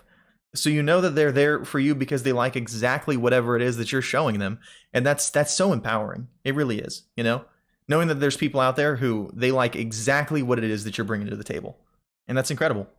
It really is. So some things I wanted to like mention that were brought up in chat was Divine X Goddess said just sharing passions, yes, like and 100% that, you know. I think that all three of us here obviously are streamers. You can see our Twitch links below, but like sharing our passions is what we love. You know, that's sharing us, sharing what we like to do, sharing what we enjoy. That's streaming in a nutshell right there. That's what it's all about. Yeah. You know, and the one right under it, streaming for fun, greater than. I'm guessing that means everything. You know, when they just don't put anything after the greater than everything. Yeah. Infinite. Yeah, 100%. And Frozen and Gold said the thing that makes me want to stream the most is the golden chat interactions I see the community Twitch can create is cool. And I think that that's definitely something that's a big thing for a lot of people is like having those couple of moments in chat with someone specific, just, you know, hey, like just like really getting, it's weird to say getting eye to eye with someone, but it's kind of like when you have a moment of eye contact with somebody and you say something serious to another person, you know, like it's almost on that level of interaction with another person sometimes in the chat. And it's so unique to Twitch, and it's unlike like any experience I've ever had. I mean, I don't know if you guys have had similar like moments just talking to people in your chat where stuff just gets real for a second and like, you know, it's you're there and you're living it. But they just make fun of me. Aw. I haven't gotten to that point yet. Working on that one. Devin sits down and they're like, give us back the chair. We don't want to see Devin anymore. Yeah. Every Put single the time. flannel on it. Yeah, dress your chair up, give it a nice hat, call it good. Yeah. But perfect. Perfect. No, I get you though, in all seriousness. There have been a few moments like that. It is like an eye to eye sort of thing. Yeah, just connecting with people on the internet, people who you never would have had a chance to connect with any other way. I think that the most like magical thing for me personally is when people say things and they're like, and this has happened a couple of times now, so I know it's not a fluke, and this has like been the biggest moment of realization for me that like, hey, I can maybe do this, is people have been coming into my chat and saying, because like Smite, the game that I stream, it has drops as like incentive for people to watch Twitch streams, which is a really good way for people to grow on Twitch, is if you stream a game that has drops in it. Obviously it takes more than that, but it helps, you know, because people have a reason to click on any stream just to watch for drops. But people have been coming in and saying things like, I don't typically talk in other people's streams, but I feel welcome here. Or I don't typically, you know, even reach out to the other, you know, streamers. I don't typically go back, but your channel seems really chill and I like your content and it's awesome and they follow, you know, just because whatever I'm doing is a little bit different than what they've been getting other places. And I think that that's like been one of the most incredible experiences for me, is just like, I guess finally creating a place where people want to be is kind of an amazing moment to be in. It really is. And I mean, I think that was one of the things that stuck out to me, like at first when I encountered your community, Devin, was like the moment that you like hosted my channel or rated my channel or whatever when I was playing Apex that first time. Like every person that came through was so friendly and so like energetic and so excited, and like that's exactly the community that you have. It's a bunch of awesome people who are really like just they love video games and they're happy about video games and streaming, and it's awesome, you know? Yeah, those are my boys. Like and that like the community that you created, even the smaller community than it was then than it is right now at the time. We've come a long way from like that. like it was, I mean, I think it was like the main three people that I remember, if I'm like, and I think like seeing Like you and what mustache you had, well, obviously mustache, but like seeing what you had at that time was just so incredible to me, like as someone who didn't really have that or a place like that to be, you know? And it was really something that I aspired to be, and like finally feeling like I have that point is really like an incredible thing for me as far as like my streaming journey. It's really awesome. You absolutely have you have that now, dude, and I see it when I come in. I like it's awesome. I don't even I'm a big lurker. I'm sure a lot of you guys know that. I sneak around. So Yeah. I sit and I just sit and watch Vince and I read his chat, and it's a beautiful place to be, man. I sit there and I laugh at some of the stuff you guys say. you have me audibly laughing sometimes. You got a funny little chat. They get crazy sometimes, dude. They They're do. pretty hilarious. They really do. I was cracking up last night. Last night they were saying some weird stuff, dude. Owen gets out there and he talks about how much love he's got for Miss Piggy, and I'm just like, dude, you what, man? I laughed really hard at one particular moment where I think it was 11K Trey came in and he said something absurd about like some snack he was eating or something, and you were like, "Are you pregnant?" or something? He was talking about mixing ramen and pickles and beef jerky and stuff like that, and I was just like, dude, you Yeah, what? that's like a pregnant craving. That's That what was I'm the saying. That was the one that made me audibly laugh. I was like, bro. I was sitting here, I was playing Monster Hunter and I had you up on the side and I was just listening and I heard that and I was like, Gosh darn it, dude. Yeah, it was funny. It was funny Yeah, times. that's the kind of stuff you want. It's Yeah. like those are the moments I live for as a streamer, like just that hilarious interaction type stuff. Yeah. I love that. I love seeing it. Absolutely. And I'm Sniper Killer mentioned. I have a question related to the show and current topic. I know you just said you're doing this for fun, but what are some long-term goals for you guys streaming wise? So, Oh, I mean, wow. whichever one of you wants to take this Loaded first, question. just, go for it. But yeah, I mean, long-term goals, let's just, field it to anybody. Best case scenario, if you could have it go whatever way you want it to go, like, or more realistically, where do you see it going for you? Either way. I don't care which I'll one. take it. All right. I think the perfect, like, obviously the biggest goal is to make content for a living, That's what I want to be able to do. To sit down and be like, okay, this is I can sustain myself doing this now. It's not just like a hobby. Mhm. But at the same time, I don't think I would ever want it to get to that like absurdly, 30,000 viewers so fast you can't read chat type deal. Like Mhm. I would like ideally if I had a long-term goal, would probably be like getting the community to a point where it's like sustainable for me and my like lifestyle, but also small enough to where I can still like have those like interpersonal sort of connections with people. Because I enjoy that. That's a big part of it for me. Yeah. I'd probably be like my long-term goal, I guess. Nice. What about you, Olivia? That's a hard question. Mhm. Because I am in school, I am in work, I work, take care of my grandparents. But if I had everything besides all, like just like Twitch in general, oh, I would do so much. I would go crazy. Like I would like for sure. Like I have a little desk. I have a little baby desk that fits me and only me. If anybody comes in here, they say the same thing. They're just like, man, this desk is small. I'm just like, it's perfect for me though. Yeah. Probably get like a second like if I want to go down the line, probably get a second monitor, like get a better camera, get a better mic, get better Wi-Fi. Like I would just like want to explode just to make sure that everything looks good, to see the most goofy and magical personality of a munchkin. Yeah. Yeah. So I hate to make the long-term goals like about money, but like really at the end of the day, like that realistically it has to be at some point, like yeah. you gotta still be able to take care of yourself and stuff. But if you can turn a passion into a living, like even farther than just streaming, like I don't know, maybe you want to go pro in football or baseball or something, like of course Yeah. it's everyone's gonna be like, oh, you think you're gonna do that and make money, haha, like, but maybe you can show them, Yeah, exactly. Absolutely.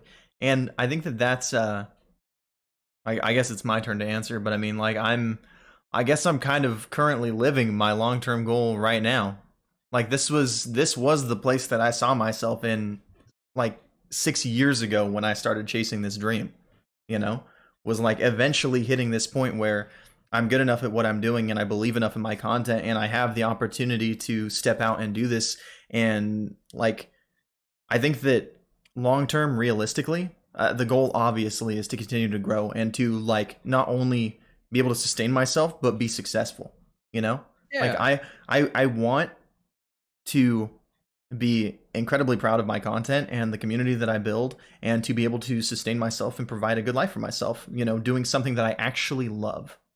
Right. Because like as much as this isn't like, it doesn't feel like a job when I'm streaming, like I get paid to stream, true, because people pay for their entertainment all the time. They pay to see movies, they buy books, they buy video games, they buy music, they pay to go to concerts, all these things, and like it's kind of surreal for me to be hitting a point where I'm getting paid to entertain people because it's something that I love to do so much it doesn't feel like work, but like long term, I know for a fact that if I want to sustain this for a long time, I need to be doing better than I'm doing right now, and I'm doing good enough right now for sure, but like I want to be able to live a good life. I want to be able to eventually, have a, solid future and a plan set up. Right now I'm good, but like I don't have a retirement plan, like, and that's stuff that you got to think about when you're getting older, and it's kind of weird to think about that. And I mean, I know Sniper is still in school and stuff like that, but like even still, like being in school, it's like your thought is, what are we going to do about going to college? What are we going to do about, maybe getting a job right out of high school or going to a trade school or something like that? Those are the things that are on your mind. And once you have the job, it's what are we going to do when we're too old to work? Stream. Like what am I going to do when people don't want to watch anymore? You know what I'm saying? Like, Yeah. Poppy, thank you for the 10 bits, Poppy Ojeda. I appreciate it, man. He said, feels awkward to give some bits right now. You're good. No sweat, no pressure to give or anything. It's just, it's the topic that we're talking about, and that's it. But it's just, yeah, go ahead. I was going to say, I feel like that's probably a problem that every single content creator has ever had, bigger or smaller. Like, what happens when people don't watch anymore? That's like probably the biggest fear anybody could have in this type of entertainment. I guess that's a scary thing to think about, man. You gotta now I'm thinking about it. I think that you can look on the bright side that there's a lot more people than you think. The population's huge. Yeah. There's always more. There's always gonna be more people out there. You just gotta know where to find them. Yeah, absolutely.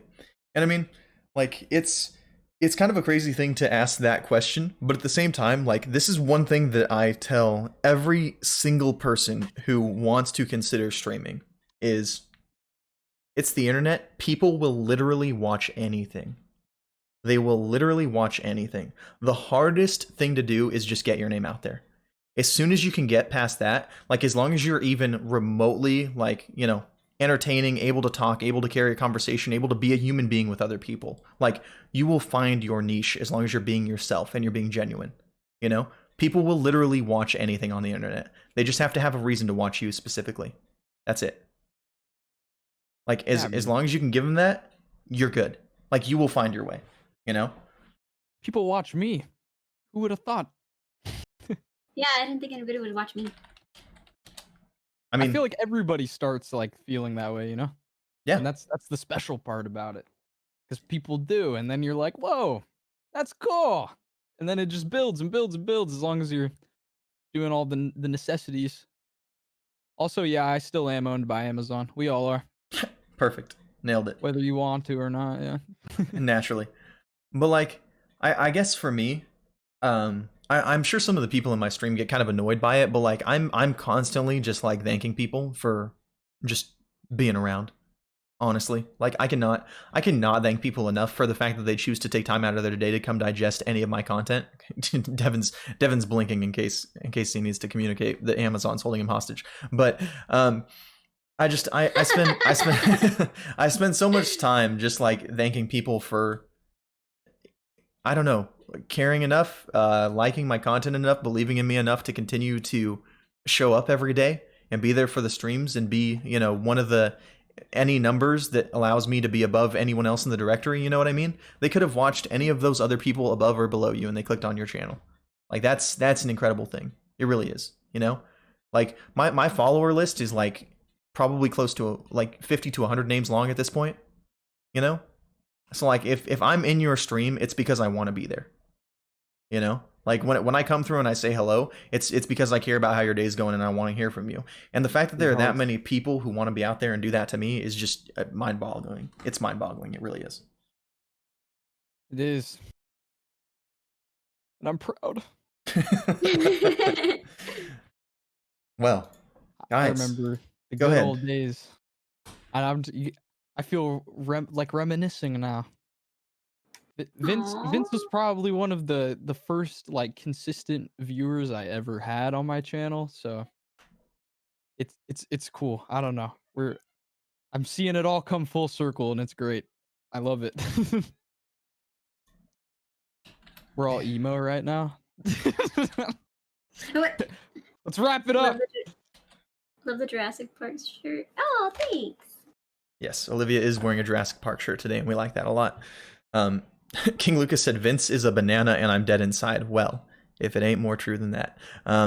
But yeah, we're about to be everybody out here crying in the club and getting on our feelings right now. I mean, that's kind of the environment whenever you ask about, the history of gaming and where you came from and what got you started and like why you're here doing content creation and all the things that you're doing. And I mean, this was originally just supposed to be an episode about, being new to gaming, but I mean, it's really being new to all of this. It's the Twitch environment, it's content creation, it's gaming, it's everything, and I think that Twitch is as much a part of gaming nowadays as it ever has been.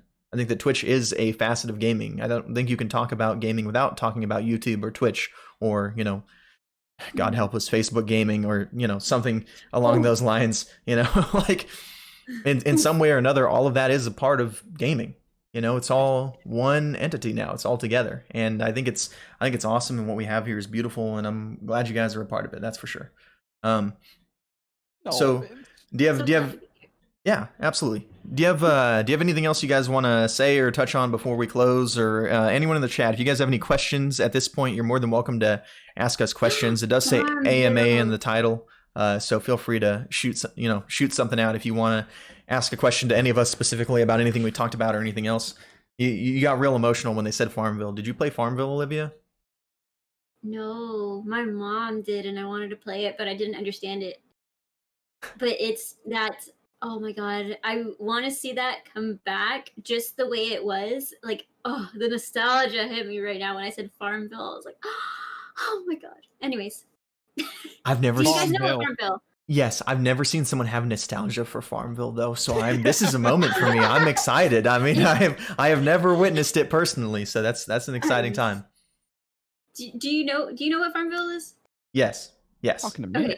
Yeah, I'm talking to both of you. my aunt played Farmville, my sister played Farmville. I don't know if my mom did or not, but yeah, they played it a lot, like borderline religiously. What about Cityville? Not familiar with that one. Nope. Sorry. Budget cams and mics for streaming. If you DM me on Discord, I can send you the mic that I have frozen. If you think my mic sounds any kind of good, I use a Fifine mic. You can get it with an arm for under $50, and it's really solid microphone. It's one of the best budget mics I think that anyone can pick up.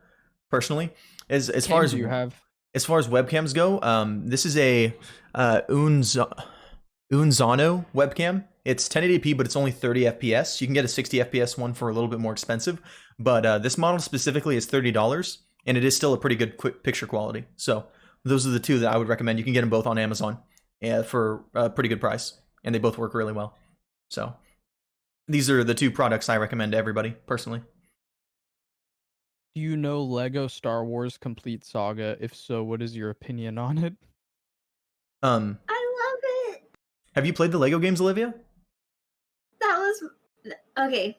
So now that I totally like forget about the other game, because right now I'm just like, I'm for sure a gamer. Like, I'm a gamer right now.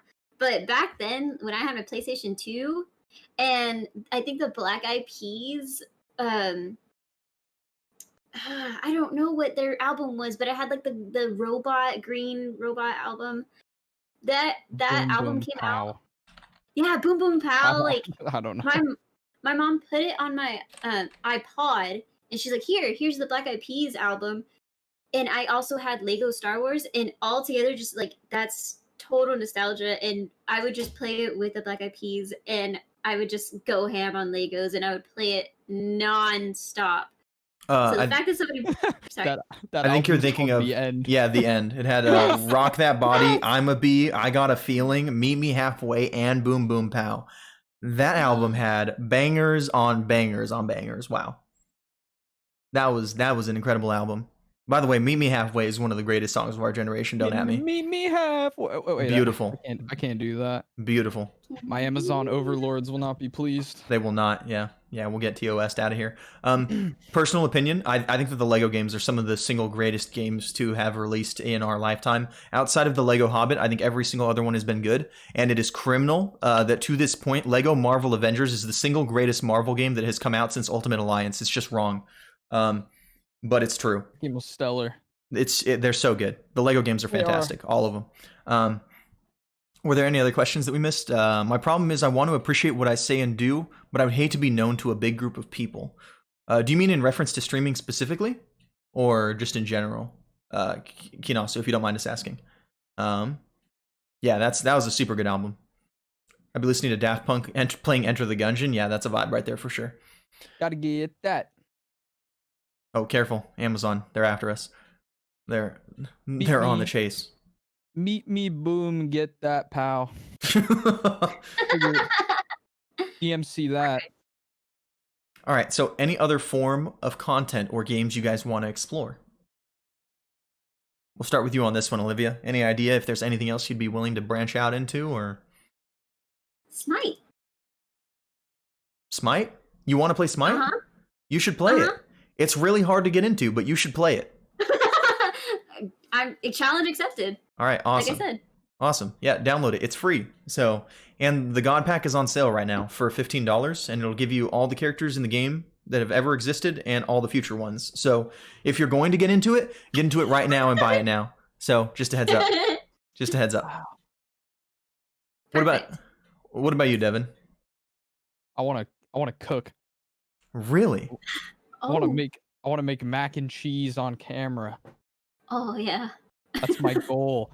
It's been my goal ever since I started streaming. All I wanted to do was get my camera in front of the stove and make a steaming hot bowl of mac and cheese. Wow. That sounds incredible. I love it.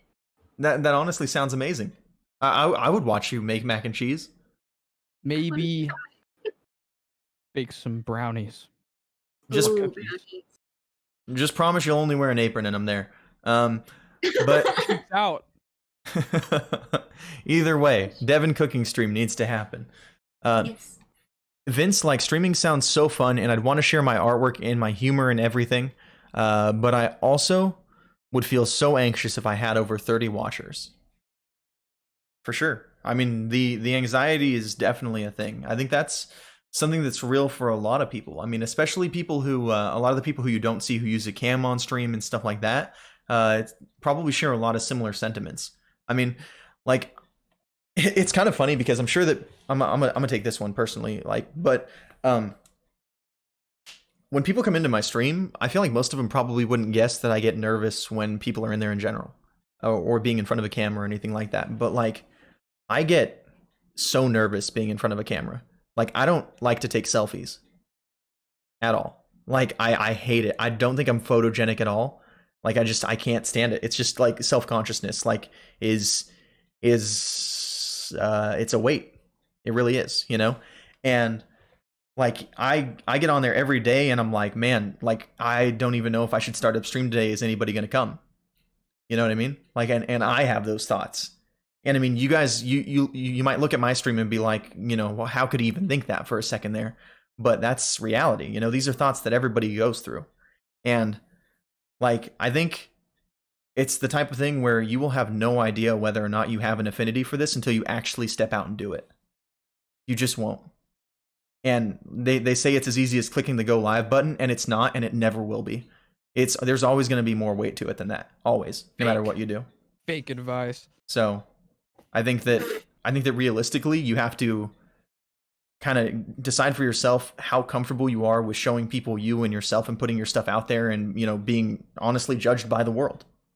And as soon as you hit the point where you're comfortable enough with that and confident enough in yourself to do it, then do it, because there's nothing like it. But yeah, that's my advice to you as far as being concerned about, you know, being nervous about putting yourself out there and having other people looking at you and your content and what you're doing and, you know, constantly judging you. So I don't know if you guys have anything to add on what Kinasu was worried about there, but yeah, that's my thoughts. I think, I don't know. I would rather, I get excited. I get excited to stream instead of seeing it as like, is anybody gonna watch me or anything? Just even at like 5 viewers, like as I'm playing and I'm not like paying attention to like the chat or anything, and I'm like actually into games, I when I like die or something, like I laugh at everything Mhm. when I'm streaming. I try to laugh because it's just for fun, and I get goofy and the loud noises. Like I play sometimes spooky games where and it's just I get scared easily, and it's hilarious. I don't know. I just think it's funny. So, but when I'm streaming, I just think like, there's 5 people playing. Oh my god! Hey guys, if you guys can hear me, what up? How's everybody's doing? Like I try to Yeah. be like upbeat about it. Like I'm just so excited, and then there be surprising views, like a 10 to there's like been 15, and I get super excited. I'm like, yo, 15? What you guys doing? Like I don't know, just being more upbeat instead of just like super nervous. I just get super excited just to like see the views or like people's in my chat. Like when I see new usernames, I'm like, "Hi, I've never Yeah. seen you be here before, but how's your day? How's you doing?" Like you know. Absolutely. I don't- Yeah. Yeah, you're definitely right. And I think it's definitely something like that, like the excitement surrounding it and things like that is something that's a lot easier to ride as soon as you're there. You know, like at least for me personally, as someone who also deals with being nervous and like self-conscious and like worried about whether or not people are going to want to watch my content and stuff like that, like having all those feelings beforehand, as soon as I'm in there, I'm like, okay, we're here, you know, and I'm just riding the wave. And it's like as long as you know everything's, you know, going like smoothly and I can be happy and have fun and enjoy the moment, like it's easy to ride it out, you know. And Thank you. it's genuinely exciting every time anyone comes into my stream who I don't know, or I see a new face or get a new follow or somebody subs or anything like that. It's crazy exciting. It really is. It really is. So it's awesome. I couldn't agree more. You got anything to add in, Devin, on that one? I was gonna add like pretty much exactly what you said actually. Like I feel like all of the anticipation comes before, and then once you actually like get into it, that's when it feels natural and everything kind of flows. So Yeah. sometimes I guess it is as easy as clicking the go live button. 'Cause in that sense. Yeah. I mean, but it's all the stuff that builds you up to the point where you actually can, you know? Yeah, exactly. So yeah, there's definitely a lot that goes into it for sure. Rance Prees, I want to make sure I mentioned this. He said most entertainers are either antisocial or get anxious. I can't think of a time my hands didn't shake before going on stage. And if I'm not mistaken, Rance Prees was a comedian. Yeah, he does Stand up comedy. Yeah. Is currently, I think, and I think that's awesome. And if anybody would know, he would. And I couldn't agree more. You know, it's nerve wracking. You know, putting yourself out there in front of people like that. It's crazy. It really is. Bog also said, "Who would have known the world's sexiest man alive has worries like us mere mortals, and it ain't like that, Chief. Okay, you're the but we funny. appreciate it. We really do." Divine X Goddess said, "I have mad anxiety, so it's not easy for sure, but it's really exciting for sure at the same time." Yeah, most definitely. Like I think today's day and age is probably the most riddled with anxiety and like self-esteem issues and lack of self-confidence and like judgment towards other people than any of the other generations before us, strangely enough, you know, because we live in a world that's completely almost entirely on display to the people around us. Every single thing that we do is compared to other people through social media. And, you know, like, I mean, you're looking at Twitter, you're looking at Instagram, Facebook, Snapchat, all this stuff. And you're constantly comparing every second of your life to the highlights that people show you in their life. And it's a really toxic contrast, seeing the best of what people wanted to show you through a filter to the version of your life that you have to sit through and see every single day. It really Anxiety's is. being triggered right now. Making me nervous. Yeah. It's crazy. It really is. And I think that anxiety is a real issue, and it's something that's hard to overcome, but very worth trying to overcome, because you will hold yourself back from so much if you don't. You got some down, Olivia? I had to take something before this. just Just to like calm me down because I was just like, oh my god, I'm gonna be on podcast. Ooh, it's good. I'm just like, you know what? Just be yourself. Just be yourself. Be cool. Be yourself. yeah. And I mean, I can't speak for everybody in the chat right now, but like at least as far as I'm concerned, like it has been absolutely awesome having you on here. Like we have been Yeah, it's a fun one. thoroughly enjoying this, and you've been a fantastic guest, and that was like a lot of why I wanted to have you on the podcast originally was because I figured that you would be able to provide such a different opinion. And I think that you've done a knockout job of that, of just being completely you, and that's all we asked was that you come on here and be yourself, and you knocked it out. Ooh, So thank you for being here for sure, Olivia. thank So- you. We're well about 16 minutes over our allotted time for the podcast for this week. So this was a good, solid, long episode. We got to take some questions from Yeah. chat. We got to talk about some extra topics that we weren't planning on talking about. We're probably changing the title of this stream to being new to gaming and streaming, and that'll be okay. But Got it. I think that I think this has been really awesome, and I think that this might have an impact potentially on how we do some of the podcasts in the future. To be honest, is maybe doing a little bit more discussion-oriented stuff with the chat potentially, and taking some more questions while we're live, and getting some more feedback from different people. And I think it's awesome. Vince, get naked on stream and end it with a bang. Yep, that'll do it. Just get banned from my only source of income. Yeah, that's the one, Bog. We've done it. OnlyFans coming soon. That's Yeah. it. To answer the question specifically about any new forms of content I want to get into, OnlyFans coming soon. Yeah. Also, I didn't think about that. Kinasu said Olivia's smile is so infectious, and I want to make sure to highlight that because that's a really nice thing to say and awesome.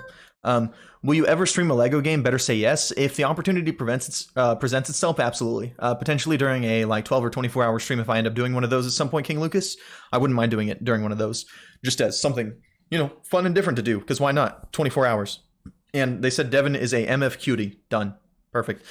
So, guys, thank you so much to everybody who watched. Seriously, you guys have been absolutely incredible. Everyone who asked questions, participated, anything like that. We love having you guys here. You're the reason why we do what we do, genuinely. I'm sure I speak for all of us when we say that. But if you have come into any of our streams at any point, you guys, keep us going. You really do. So, for anyone who wants to find you and more of your content, Devin, where can they find you at? You can find me at twitch.tv/DevinCronk, spelled exactly like it is below. For anyone on YouTube, I'll be throwing links in the description. Also on my Twitter at DevinCronk with 2 Ks. And then there's a link in my bio where you can find all my other stuff, like my TikTok and my Instagram and my YouTube and all that other good content related jazz. How about you, Olivia? Where can they find you? On twitch.tv/magicmunchkinolivia. Right now, I do not have my socials because I'm trying to stay focused on school. But if people do end up following me, I do have Nightbot putting my socials out there all the time. But as of right now, no socials, just Twitch and my Discord as well. I will be doing an 8-hour stream soon. Awesome. Og. Yeah, and I might be doing a giveaway that day too. Spicy. Do you know what day you're doing that? By I think chance? we do it Tuesday. Hey, impromptu 8-hour stream on Tuesday then. Awesome. Feel free to check out Magic Munchkin, Olivia's channel. Go drop her a follow. We appreciate her very much for coming on the show, of course, and being such an awesome guest.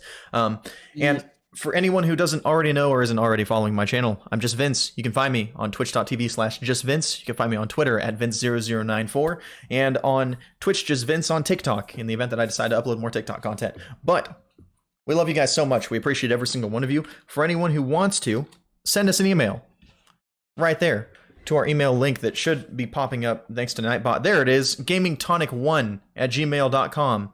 Feel free to send us emails right there. We want your emails, we want your feedback, we want your suggestions, topics you want to hear about, anything and everything relating to gaming, streaming, Twitch, anything like that. We would love to talk about it. Do our job for us so we don't have to pick a topic next week, please. Also, Please. Also, for anyone who wants it, the GTS socials right there. Those are the quick links to both our Twitters and the Gaming Tonic podcast Twitter itself. Feel free to drop us a follow on there if you want to continue to support the show a little bit more. And then also, this part is particularly important because it is the reason that we have our fantastic guest, Magic Munchkin Olivia, on the show today. Feel free to fill out that application right there. It's the Gaming Tonic application to be on the show yourself. We've got quite a few awesome guests lined up for the future. And we really want to have you guys apply. If you are a streamer, if you are a content creator, make YouTube videos, if you have a webcam and a mic that doesn't sound awful, we want you on here. And even if it does sound awful, we'll work with you to try to get it worked out if we can. So, anything else that we need to take care of before we close? What's up? I followed somebody in the chat that was talking more about how they were streaming. I followed them. Awesome. Who was it? Is it Divine X Goddess? Yeah. I actually follow her as well. She's an awesome content creator. She's cool. Yeah, she's great. So, thank you so much, everybody, for being here. Much love. We're going to go ahead and look for somebody to host, and we are going to close this one out. Guys, we love you. We appreciate you, and we hope you enjoyed the show and that you have a fantastic rest of your week. And stay safe out there, everybody. Take care.